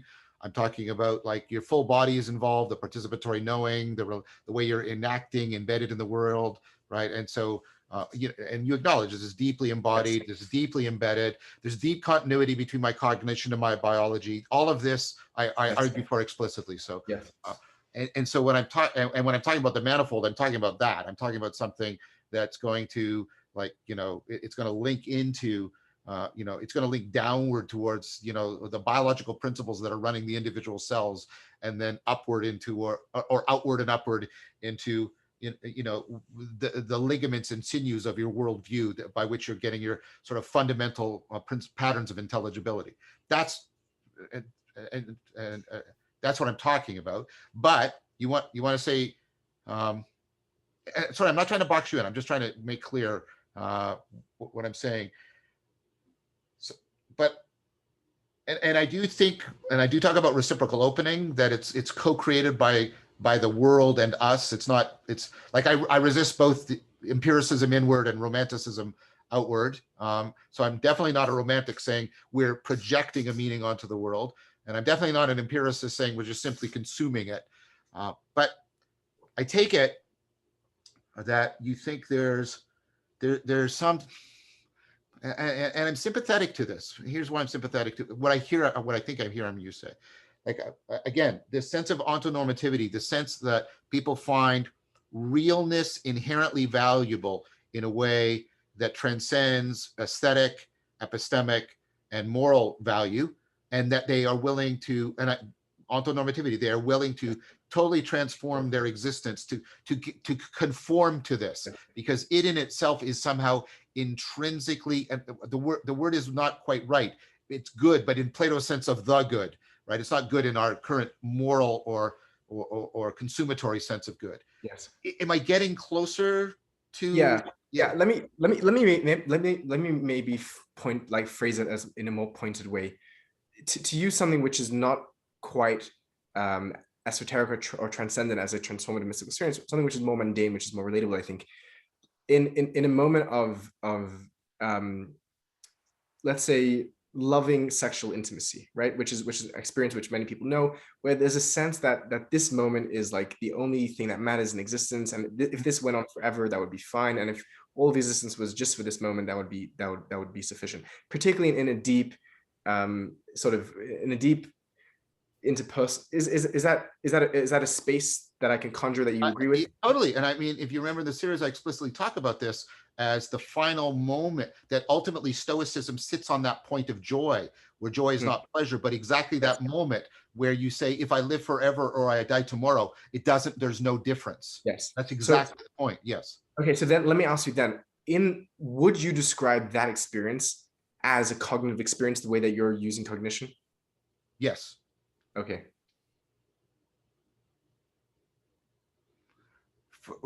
Because I think that what you're I'll be very careful here. I think cognition is ultimately about connectedness and seeking a kind of optimality in that. And I think that doesn't have to just be, and I explicitly argue this in my argument for higher states of consciousness, it doesn't have to be this moment of connectedness or this, but connectedness per se can reach an optimal state. And people get variations on a continuum, the flow state, those moments. And for me, that is at the core of what it is to be a cognitive being, is to couple to reality in that way. Okay, I guess then I'm going to have to keep trying to work to familiarize myself with your language and the way you're using these words, because at this point then I feel like it's just sort of a semantic or linguistic blockage which is coming up for me. It could be, or maybe, and I welcome that, because that'd be great, because it's great when friends realize that they're not actually in disagreement. But it could be also a friendly disagreement. It could be that at some point, maybe this is, I don't know. I might be putting words into your mouth, and I apologize ahead of time. I think that's an experience that requires a cognitive agent.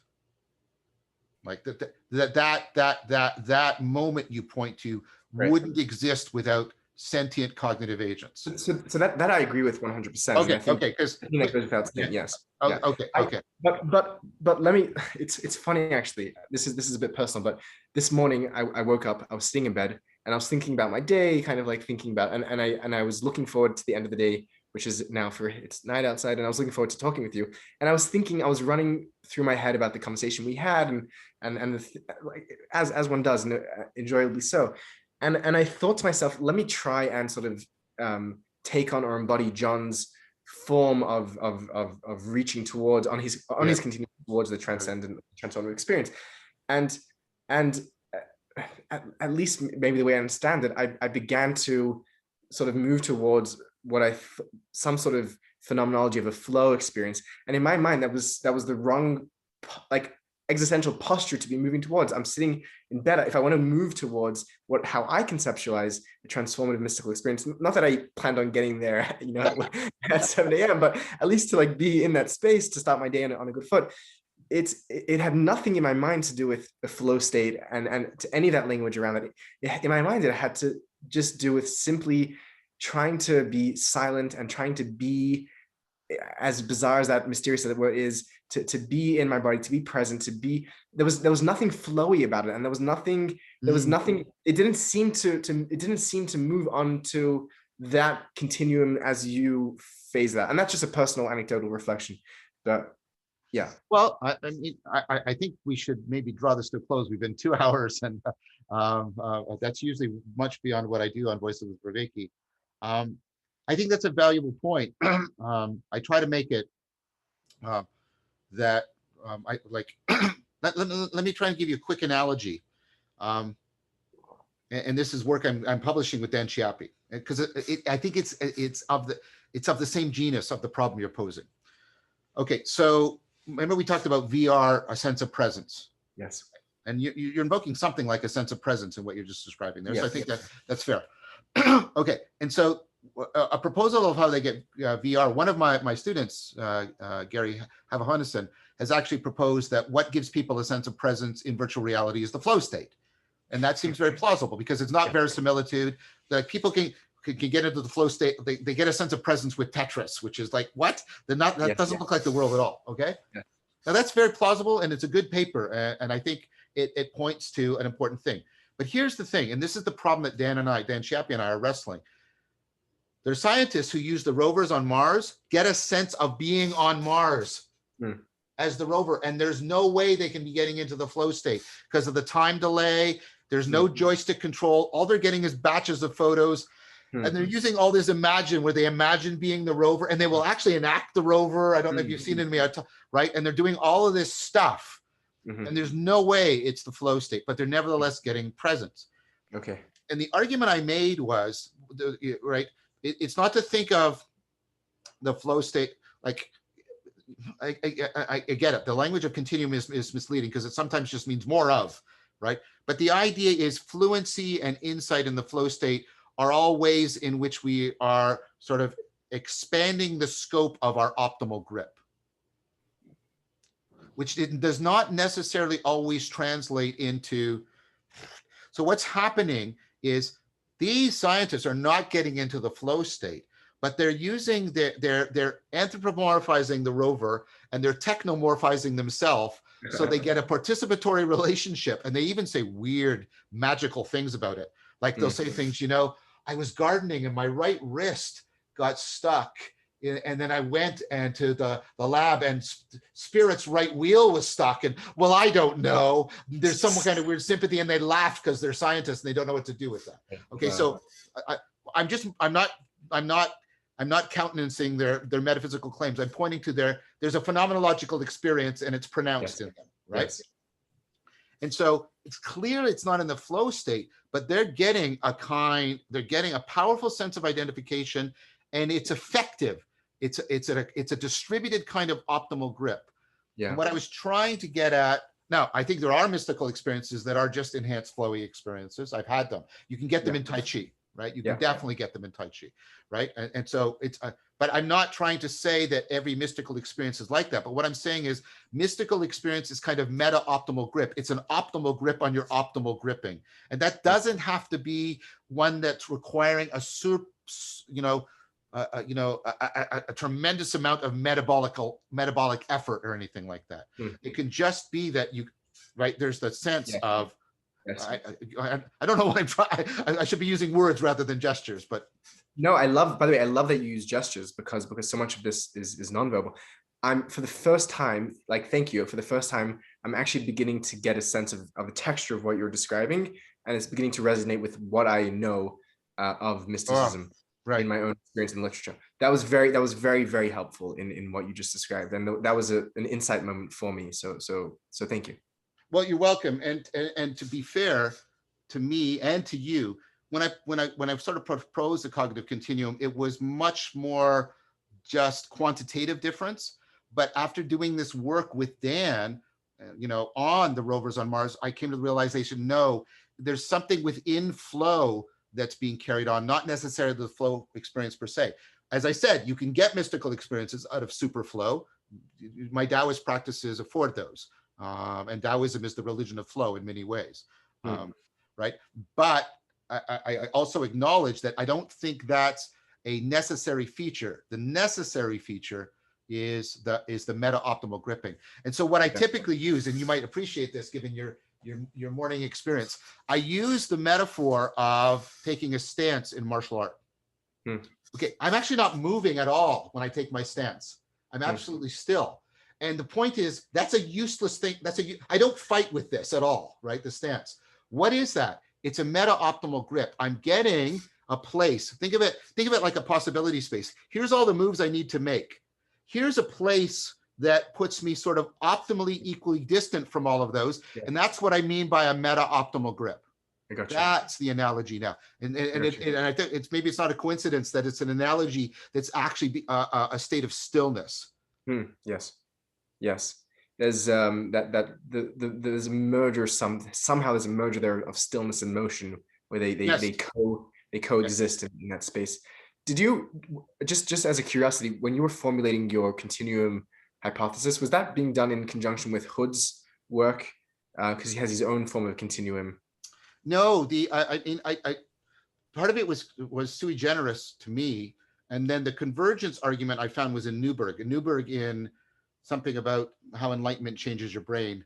I think I fear I'm misquoting, and I forget the second author on the book with him, but he actually proposes a cognitive continuum. That was the person who I was using as sort of the foil in the contrast. I had already proposed in what I published in 2018, the continuum between fluency, insight, and flow. And then when I was starting to do the experimental work on mystical experience, I was also seeing evidence that the insight machinery was fundamentally at work. Yeah. I mean, I'd be curious just personally to know sort of what you're at another time, because this has sort of reached an end, but the theorists who are trying to sort of explain this thing cognitively and scientifically, people like, who was it, Arthur Dankman and Hood and all those figures. I'd be curious to know what your thoughts are on them in general. And I find their experiments to be really great. I want to just before, you're the host here, so you'll bring things to an end. But if you'll allow me, I wrote up a question that I had, which at least I want to put out there. I think it's an important one, and hopefully it will see something for the future that we can get a chance to talk about it. May I? Please. Okay. Here's the way I wrote it.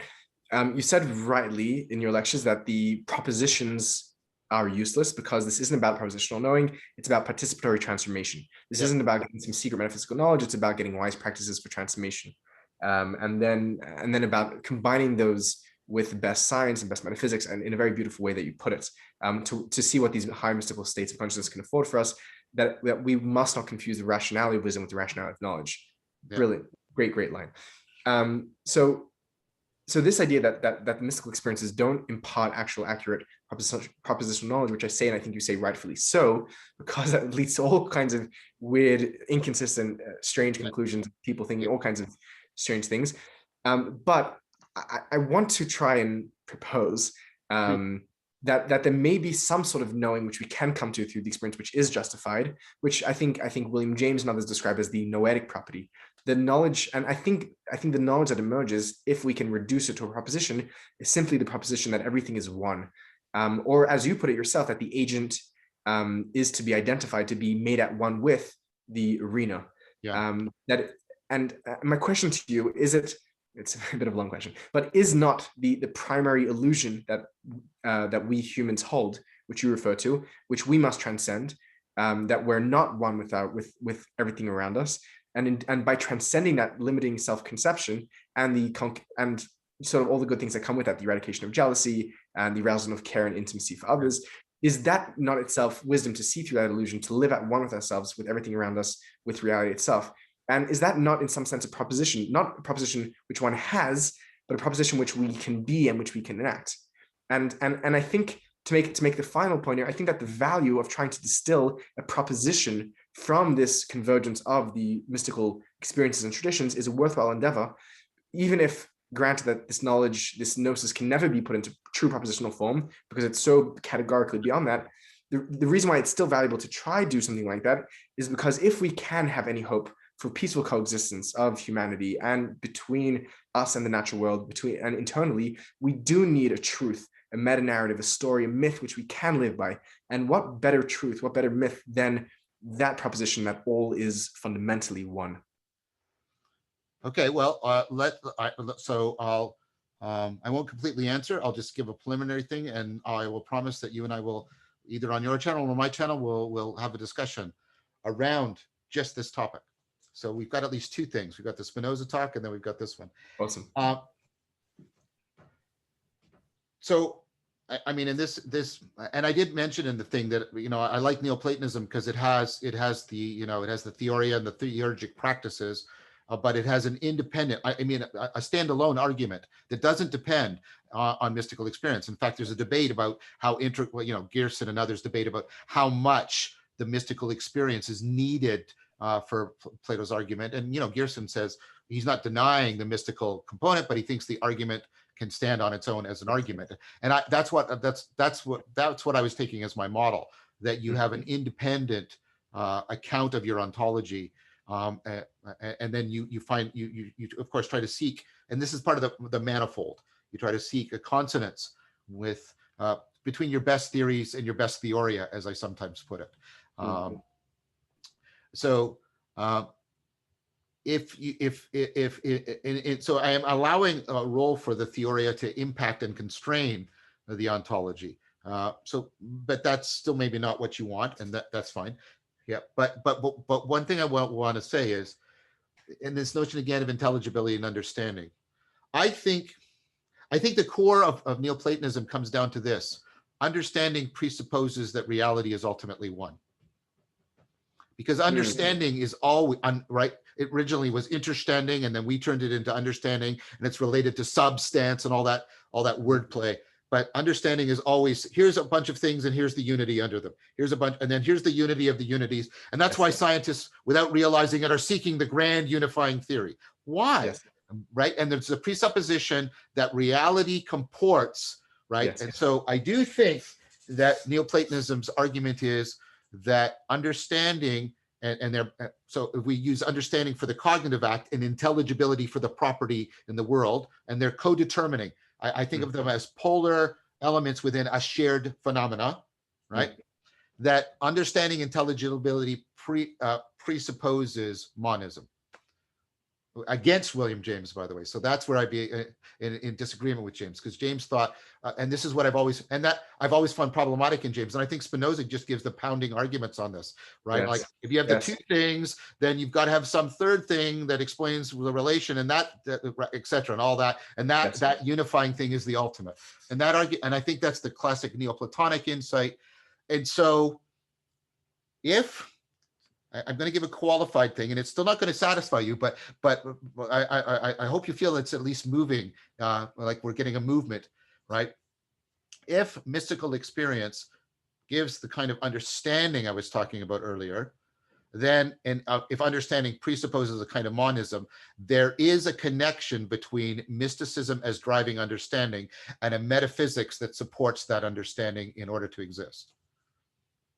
Yeah, that's a really, really, really, really exciting avenue to explore. And I think it connects both of those discussions of this question and the Spinoza question. And I never mentioned it, but my own feeling is that the propositions are best not to be derived from the experience, but from the theoria itself. So yeah. I'm in strong component with what you're saying, and I would love to get into that, because it's really something which I'm working on my own to say what is the best case, the best metaphysical case for that. So that's awesome. Thank you. Well, great. There's a book by Nicholas Maxwell, who I had the pleasure to meet. He talks about the comprehensibility of the universe as the fundamental presupposition of science. Yes, and Berman is making just a brilliant case that science depends on sort of Platonic forms. Brilliant book, tightly argued, and very current. So anyways, let's call it quits there. We're doing the John Paul Sartre thing. We don't end anything. We're just abandoning it when it's convenient.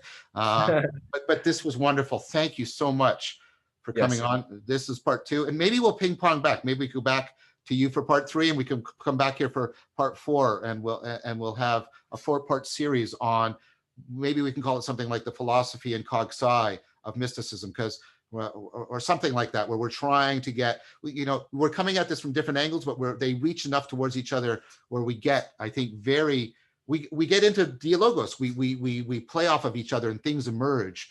Yes. Yes. John, I want to say thank you to you for your graciousness and your humbleness in dialogue. I mean, I'm probably young enough to be your child. I have no official standing or recognition. I'm just a guy who's interested in the topic, who picked up books and started reading, and your willingness to engage seriously and respectfully and as equals in conversation is just astounding. Is absolutely, if for any, like, even if nothing came out of the conversation, for the very fact that of your willingness to engage with this with such good faith, is itself, I think, an inspiration to so many, and to myself in the future, God willing. So I mean, I thoroughly enjoyed it, to be able to really, it's so rare that I get to actually talk at this level about these topics with anyone, and the disciplines that you bring into this, which I'm totally unaware of, and your real grounding in the sciences and in the experimentation and in the philosophy is just so much fun, and I hope one day we get to sit down in person as well. I would love that. I would love that very much. It would be great to spend some extended time in person together. I think dialogos, some of the constituent components of it are serious play, and we talked about serious play already. There's serious play, but there's also I feel that I was coming to insights in the dialogue with you that I had not gotten to on my own, and that I got to places that I couldn't get to on my own. And so for me, those are two of the defining characteristics of dialogos. So so thank you very much, and thank you for what you said. I aspire to that. That to me is the Socratic ideal that I aspire to, and when it happens, I feel grateful, because the more often it happens, the more likely I am, in an Aristotelian fashion, to train the habit, which will become the virtue. So thank you for being such an excellent partner. So thank you. We're going to keep going on this, and we'll keep doing more. This is wonderful. Yes. This is a discussion that needs to happen. This, a very deep discussion between, a really carefully thought out, rationally reflective appraisal and appreciation of mysticism and mystical experience, and sort of the best cutting edge cognitive science we have. I think it's the conversation that needs to be happening right now. I agree, and I'm honored to be partaking in it. Well, we're going to talk again soon, my friend. So thank you very much.